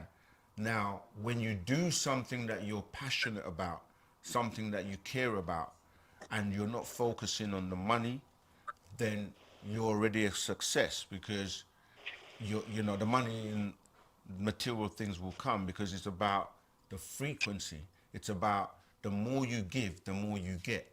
And people don't really fully understand that, because they try to chase things rather than allowing their vibration to attract what they need. So I'm saying to you, like, just find something you're passionate about, and there's nothing for me more passionate than to see someone reach their highest potential and someone waking up from the matrix. It's like, the movie The Matrix, when you unplug someone from the matrix and they get to see like they're being controlled and it's an illusion, and they think they're going somewhere, but they're just going around in circles, and their whole being, because you have to remember that this is not the end. Like, this is the lowest, like the material plane and the physical plane is like, you have other existences that you can experience if you raise yourself to that level, you see. But when you're dumbed down, you just keep repeating this cycle over and over and over again, not having the ability to reach these higher dimensions and experience other worlds and other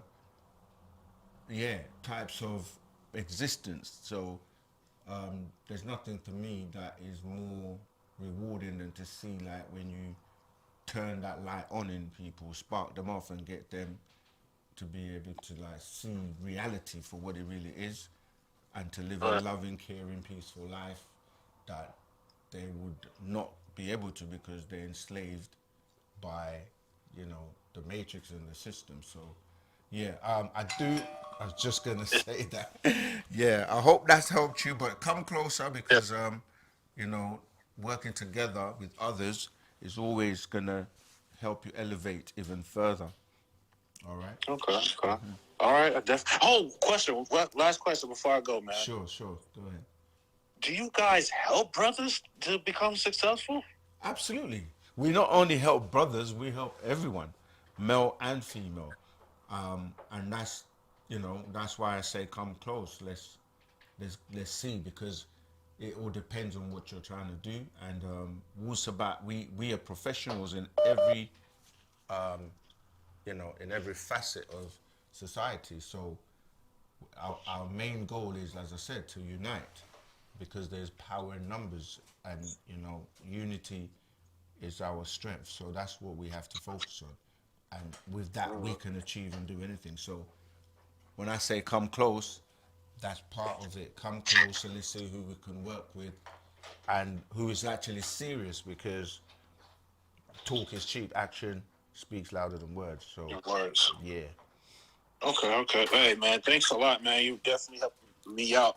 And I noticed that you don't even do it for the money. You do it for the thank yous. But Yeah, absolutely. We do it for the master teacher, because he's never done it for the money. Like, it's just always been about waking people up and saving souls, you know. All right, so yeah, until the next time. Yeah, and I hope you are in the Telegram group and we can continue our conversation offline. All right. All right. Thank you so much, man. Wadu. I got my my Ethereum friend in the house. All right, let's go on to the questions. I think I was trying to answer.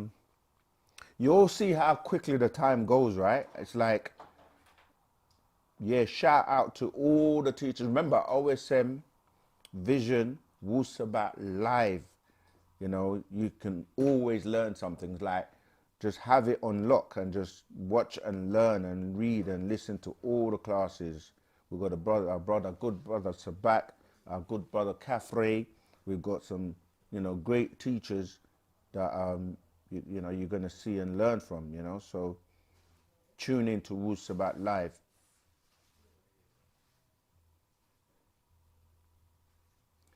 Yeah. Obsidian Stone says, yeah, I mean, you have to live and be in harmony with those who want the same thing, because you can be in an environment with someone that constantly upsets your peace, you know, and you have different natures, and you can't really, even their books, religious books says that we were made into tribes so that we will know of each other, you know, and you can coexist without mixing. The mixing is what brought the confusion, but of course it's already here, so you have to also balance and live with live with each other in a harmonious way. All right, let's keep going.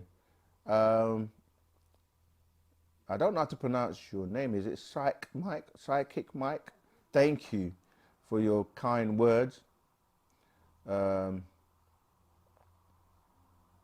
man, you guys are giving us some very good feedback here. Obsidian Stone, from the initial meeting, the two have always been at odds. Yeah, it's like the yin and yang, right? You have to have agreeable, disagreeable, positive, negative. The duality on this plane is required, but it's not meant to be imbalanced. So every time the imbalance happens, like, you know, with the dinosaurs, you had the carnivorous ones and you had the herbivores, and it was imbalanced, so they had to get rid of them. And so yes, it's all about balance, and the planet itself is alive, and it's also the one that is actually getting rid of, you know, what is causing it pain and suffering. If you look at the planet, the planet itself is alive. It vibrates, it pulsates, it has a vibration and a frequency, and it has liquids in terms of water and oil and, you know, other liquids. It has, you know, life on it. So when you're dealing with beings that are harming it in terms of poisoning the waters, you know, cutting the trees and constantly taking and digging the minerals and creating all types of havoc, the planet itself will get rid of them. It's just like if you have a cold or you have something that is itching you, you're going to get rid of it, right? So the planet is doing this. This is what's happening with the extinction of man infesting the planet with all kinds of chaos. So the planet is doing its own cleansing. Yeah, so it's about beings that want to live in peace and harmony with nature. Okay, so it's going to happen, and it's happening naturally.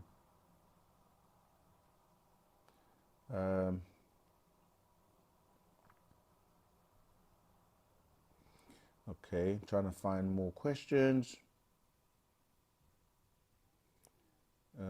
Thank you, sir. I just did any communities near Oklahoma. Go on our website. Yeah, okay. I see somebody has already posted the link, unitedsabiansworldwide.com, and find your local community. If not, go to the one that's closest to you.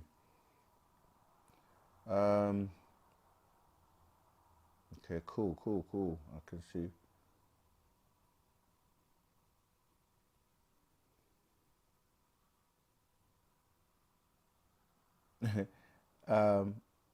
Make sure, okay.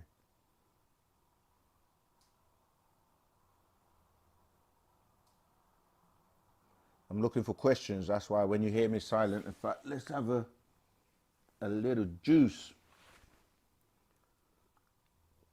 Oh, I couldn't find the quote I was looking for the I'll definitely find it for next week, and I will post it in the Telegram group about the mixing and the losing of the chakra. Can evil humans be trapped in some type of realm and turn into, this is from Ether, can evil humans be trapped in some type of realm and turn into evil spirit forever, and what happened to their soul? Yes, they can. This is why it's not good to lose your soul, because there's a recording the master says, for people that he said he doesn't want to even like wish that on anybody, you know, what will happen.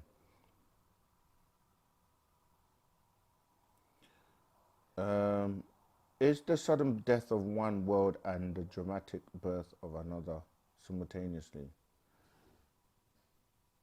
It depends, yeah, because you have basically contraction and expansion. So you have, it depends when you're saying the world as well, because like this world we're in, if you're dealing with our solar system, if the planet, if the sun burnt out or imploded or exploded, yeah, it will affect and it will rebirth maybe new forms of life or planets and so on. So yes, it doesn't always happen simultaneously, because one world can die and then another one's born at another time.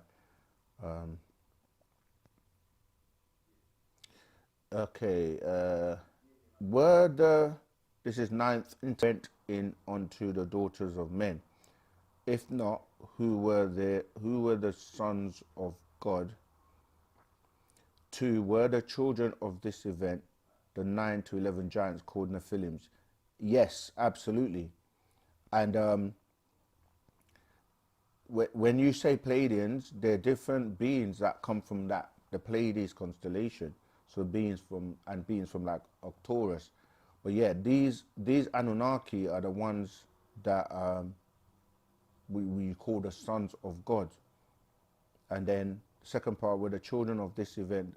Yeah, that's what happened, because these beings, as you said, they were like, yeah, 9 to 11 feet, and they gave that offspring. This is where you get those beings that you see on the planet that are very, very tall, because it's all about DNA and genetics. And prior to that, the beings on the planet were 5 foot 4 inches for the males and 4 foot 5 inches for the female. So the heights were not, like you're saying, 6 foot, 7 foot, 8 foot, 9, 11. That came by way of the mixing, and then the offsprings were now different heights.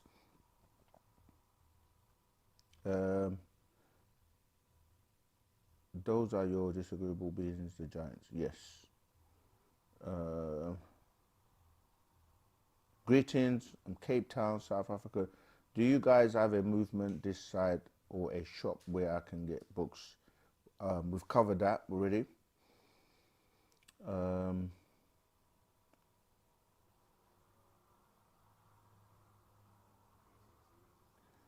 Okay, I don't see questions.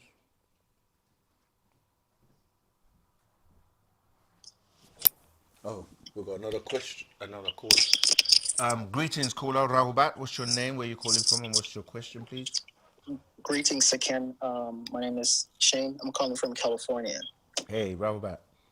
Rahubat. I was just listening to your presentation, and I just had a question on something that you said. Okay. Regarding an asteroid impact. Mm-hmm. So you said that some of us are going to be picked up. Are we going to be like picked up by other humans, or like by alien beings? Some of the beings you show in the books, like the fat ones and like the bug looking ones. It depends on who you are. So because you remember that the different extraterrestrial beings have offspring on the planet. Excuse me. So our ancestors, will pick you up in crafts if you are worthy, and if you've made it, and if you've been selected to be picked up. And if you're not, then you may be guided to a safe place, like it happened previously in the past. When meteorites hit this planet, you had different beings that survived, that knew what to do. And at the time, that was the Watusis, the Pataites, and the Hindu beings that survived, and they went into caverns, or they were guided into certain places, and then waited till everything had resided, and then came back out and started to populate the planet again. So it all depends on the impact. It depends on the person, how developed they are. It depends on whether they're guided or know where to go or what to do, and where they are on the planet, and so on and so forth. So we know, as that's why Wu-Sabat is here to teach you and prepare you if you apply Wu-Sabat in terms of what you're being taught by way of the master teacher. And that's why the word Partarat, or the words Partarat, mean the way, or Partaruk. So Got it. The guidance. So if you're, this is why we say some people are just wasting their time, in terms of they're not actually applying and studying and implementing Wu-Sabat in their life to transform themselves. And the master teacher teaches that your inner being, if you know you have an inner being that is far more valuable than the physical one, then you should be getting in tune and learning about that being. As I was saying earlier on, most people are preoccupied with their physical, their hair, their eyes, and how they look, and what they eat, and they don't do the spiritual things for the inner being, such as the fasting, the meditation, the spiritual aspects of abstaining from things to develop your being, your spiritual and your soul, to the point where you can inherit a body if you have a strong inner being, right? Because you can actually, like, if you think about how you came here to be what you are today, you're a pure energy being that has come here and taken on bacteria by way of the flesh that goes back to the ground once you're kind of like leaving or transmuting this plane. And if you're not strong enough spiritually, then you won't be born in the other realms or existence.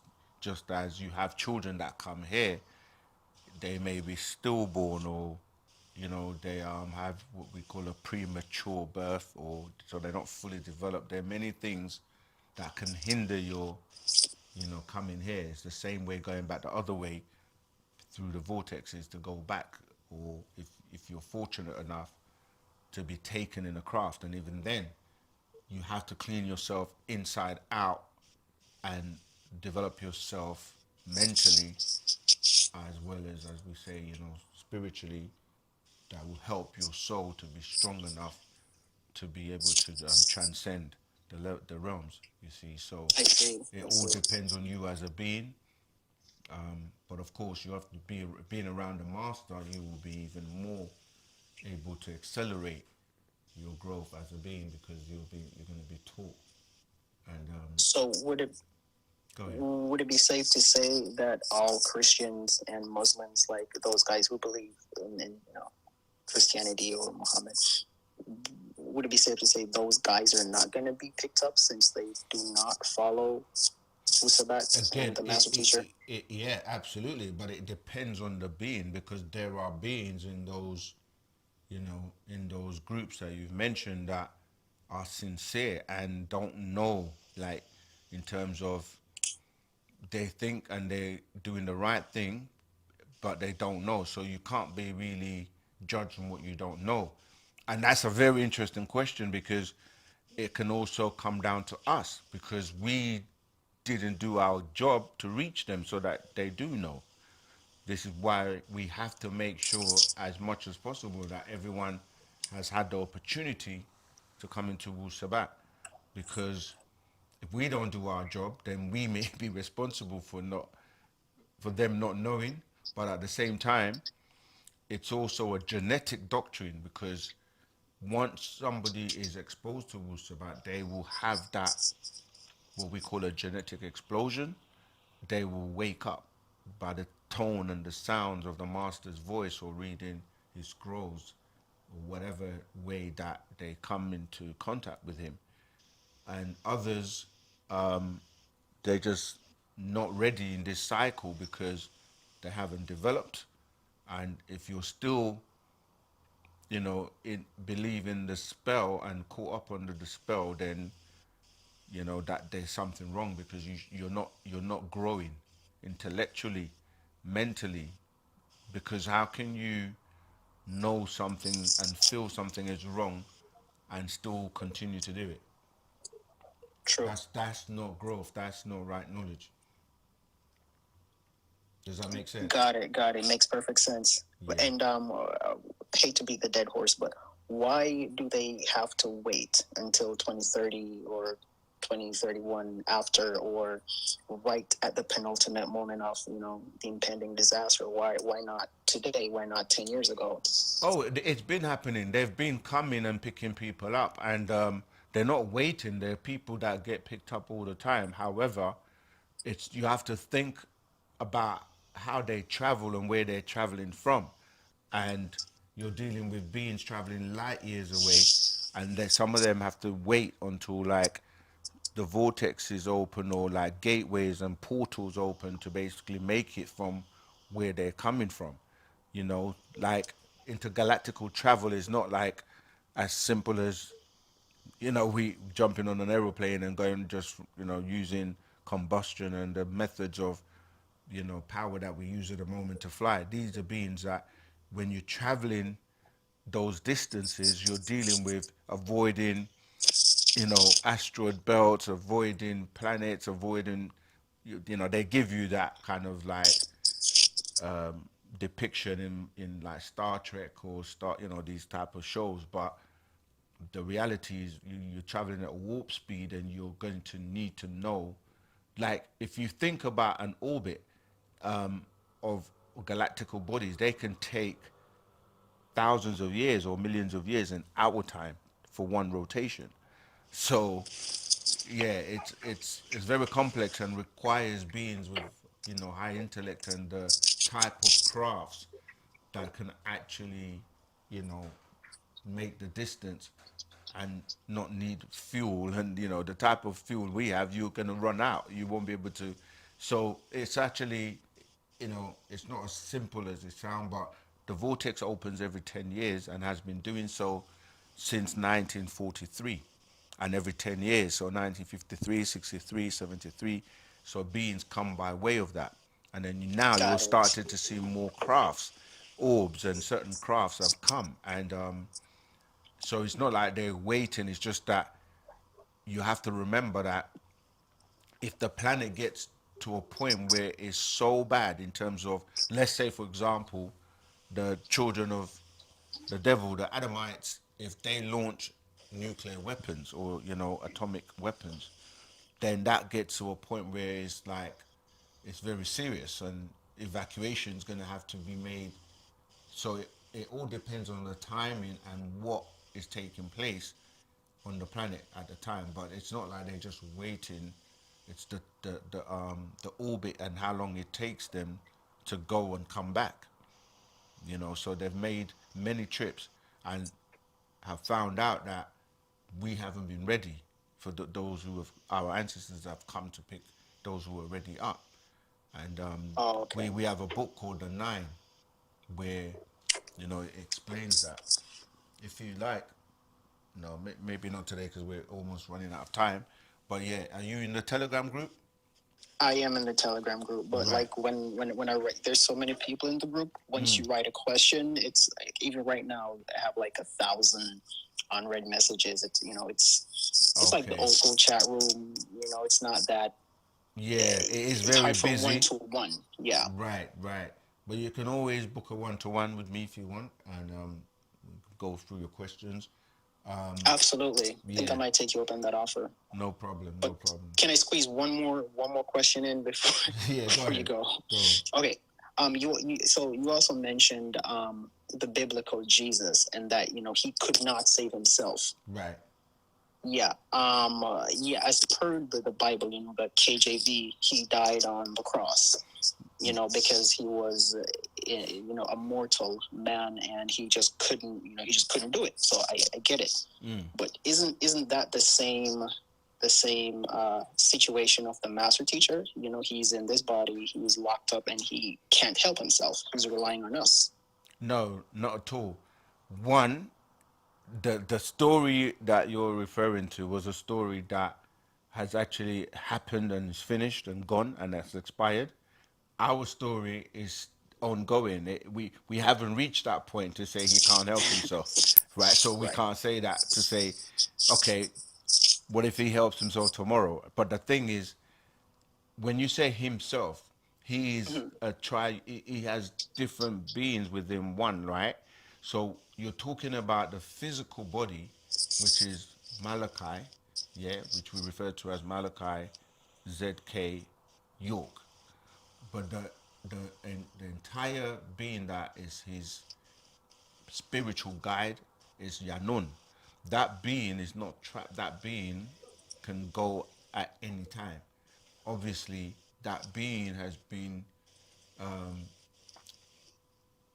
selected in terms of to use the body of Malachi to do the work, but we are the ones that are being tested, and we say this all the time. So if we don't do what we're supposed to do, he will Yanun can leave at any time. There are many times where crafts have come to take him and said, "Let's go," because you're sacrificing and doing everything for these beings and these people, but they're still not getting the message, and they're still asking questions about the books and religion and all these other things, which is showing you, and they're still not learning how to unite and come together and do the things that will show that they've actually graduated or learned what you've given. And he keeps saying, no, there are some of them who are, and he chooses not to go. But the story is still unfolding, and really, until we get to that moment, we can't say that. So it's a But completely what different moment? story. Like, I'm saying isn't like if he walks out in the next couple of weeks or this year, then you can't say that he didn't save himself or whatever, because he would have been saved. You see, so I'm saying the story is still happening. It's not still over. happening, still unfolding? Yeah, Got it. yeah. It's like you're watching a movie, but you haven't completed all the scenes and got to the credits at the end. So you can't really say what's going to happen at the end of the movie until you get there. So that's a different situation. Whereas when you look at everyone else that's come and gone, they're gone. He's still here. Got it, got it. And how would I feel like I have like 1,000 questions I could ask, but how would I book a one-on-one with you? Just reach out to you via the Telegram group? Yeah, he's going to post it in the chat, just as I've just posted a link in the chat for those people who really want to build. Because we keep saying, it's the programming. We talk we can't, or like, and I always say we're Africans, not Afrikaans. So, like, literally, instead of us focusing on our demise, our doom and gloom and whatever, why don't we focus on doing, like, for example, let's focus on getting him out. Then that whole narrative will change that we're talking about. Indeed. You see, so, Absolutely. but yeah, look in the chat and you will see how you can connect and book your one-to-one. All right. Absolutely. I appreciate you, Second. Appreciate love you too. Take care. What do? Okay, right. Unfortunately, we're coming to we've got about 8 minutes left. So let me just zoom through the questions. DB says, what about the influx of these 10-foot females athletes? Yeah, a lot of these giants and beings, that's where you find most of them in basketball. This is why when we talk about the Nephilims and these giants, people exaggerate it sometimes, but really you're looking at some of the offsprings and the DNA is in these tall, mainly basketball players. However, you also got like AI and all kinds of technology in terms of, you see, the thing is, AI is going to get to a point, because when you look at certain videos now or social media, things look so real that you think they're actually real people, because the quality of the AI is becoming more and more realistic, to the point where you're not going to be able to discern or tell the difference, especially by way of videos and technology, right? So don't believe the hype, because some of these AI is putting out a lot of misinformation as well, and it can look so convincing like you think is real, because what you're finding is that you have reality that's been distorted and confusion to make you not know what's real from what's real. So you'll see real extraterrestrial crafts that people will film and see. Then you will see others that are not real, generated by AI or using some kind of like, Photoshop or whatever tricks. So, there are real ones and there are fake ones. There are real giants and fake giants that you're seeing. Unless you see them yourself in person physically, you can't say that is actually real, because that, like I said, the AI and the technology is becoming very, very sophisticated. Okay, Rock Appear, greetings. Could you shed some light on the origin of sin and the final disposition of sin? It's all about the spellings, the words, right? So when we say sin, a lot of people are just looking at that word, and then someone is giving you a definition, what is sin, not realizing, depending on where the source of that word or that verse or that information is coming from, you're not going to know that sin is a person, right? A person known as Nana Sin, which ties into Nana, right? Which is the son of Enlil that is spoken about throughout the Bible and the Quran and all these books and given different names, right? And his father. So, for example, people hear the name like Shakar or Samuel or Iblis, Halal, Beelzebub, Lord of the Flies, Shaitan, Satan, the devil, right? These are attributes of a person. So when you read that Cain and Abel story in the Bible and it says sin lies at the door, it's telling you about this person who is beckoning you or saying, if you behave in this manner or this nature in the way that he does, then you're going to be taken in that direction. So when you say sin, you have to realize, okay, what was the first sin ever committed, right? They would tell you that it was the Adam and Eve, right? Sorry, the Cain and Abel story. And when that incident took place and he was banished, he was afraid that people were going to kill him. But those people would have had to learn sin from somewhere, right?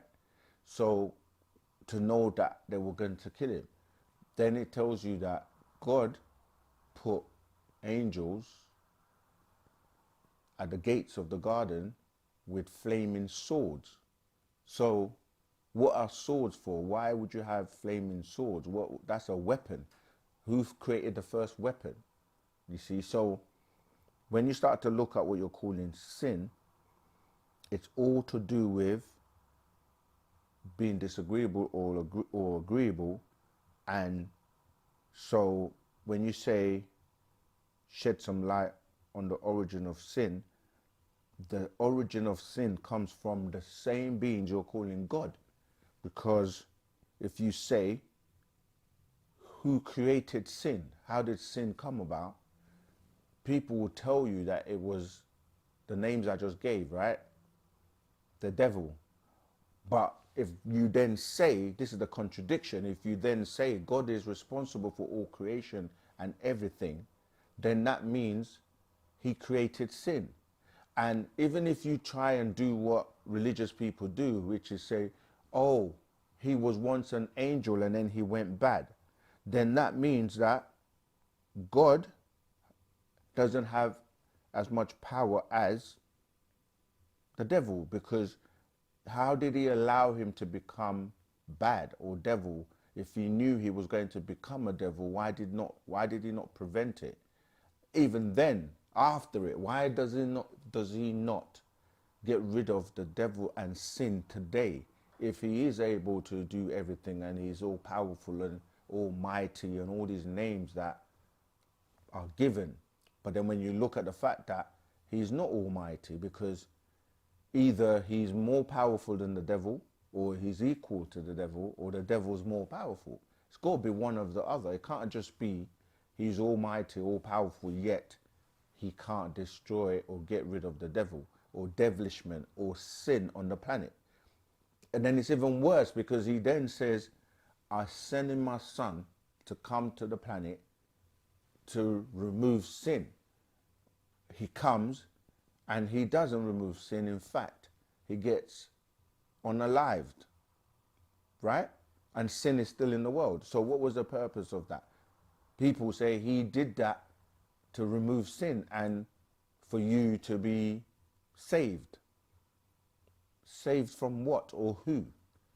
The devil that he can't destroy, because you go back and the devil that was cast out is going back into heaven with the angels. And he's like, asked, where are you coming from? He says, I've been walking to and fro on the planet. You see, and this whole concept is because people don't want to accept that God is responsible for sin. And till this day, sin is running rampant on the planet, and no God is able to stop it. The wars are going on. Romeo Starlon, thank you. We appreciate love your donation. Likewise, Kion, thank you. Much appreciated, or appreciate love, as we like to say. Is Wu-Sabat the same as Scientology? If not, what is the difference? Oh, I was just going to say, I've never heard of Wu-Sabat. No, Wu-Sabat is not the same as Scientology at all. Because Scientology is, yes, they're connected to some extraterrestrials, but it goes back to, what's his name? Hubbard. But anyway, what they try to do is use technology and science to try and remove trauma and remove parts of your memory so that you don't have the memory of the trauma, etc. But you are who you are, and there's a lot to what they do, which nothing like Wu-Sabat at all. All right, Wu-Sabat is in a class of its own. There's nothing like Wu-Sabat. But yeah, you can actually learn and deal with trauma and many things that we've run out of time, that might be holding you back, and that's part of you doing the exorcism on yourself by way of the scrolls by the one and only master teacher Panda Babyanun. Okay, we've run out of time, family. Yeah, all right. The rest of the questions that we didn't get to answer, if there are any, you can ask them in a Telegram group, or come back next week, or ask on Saturday, because we have live classes on Saturdays as well, where you can join by Zoom, Telegram, and ask your question, or physically.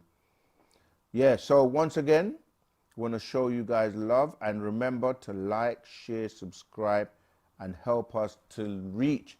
Remember, we hit the 100K. Now we want to hit the 1 mil. So we need your help to do that, all right?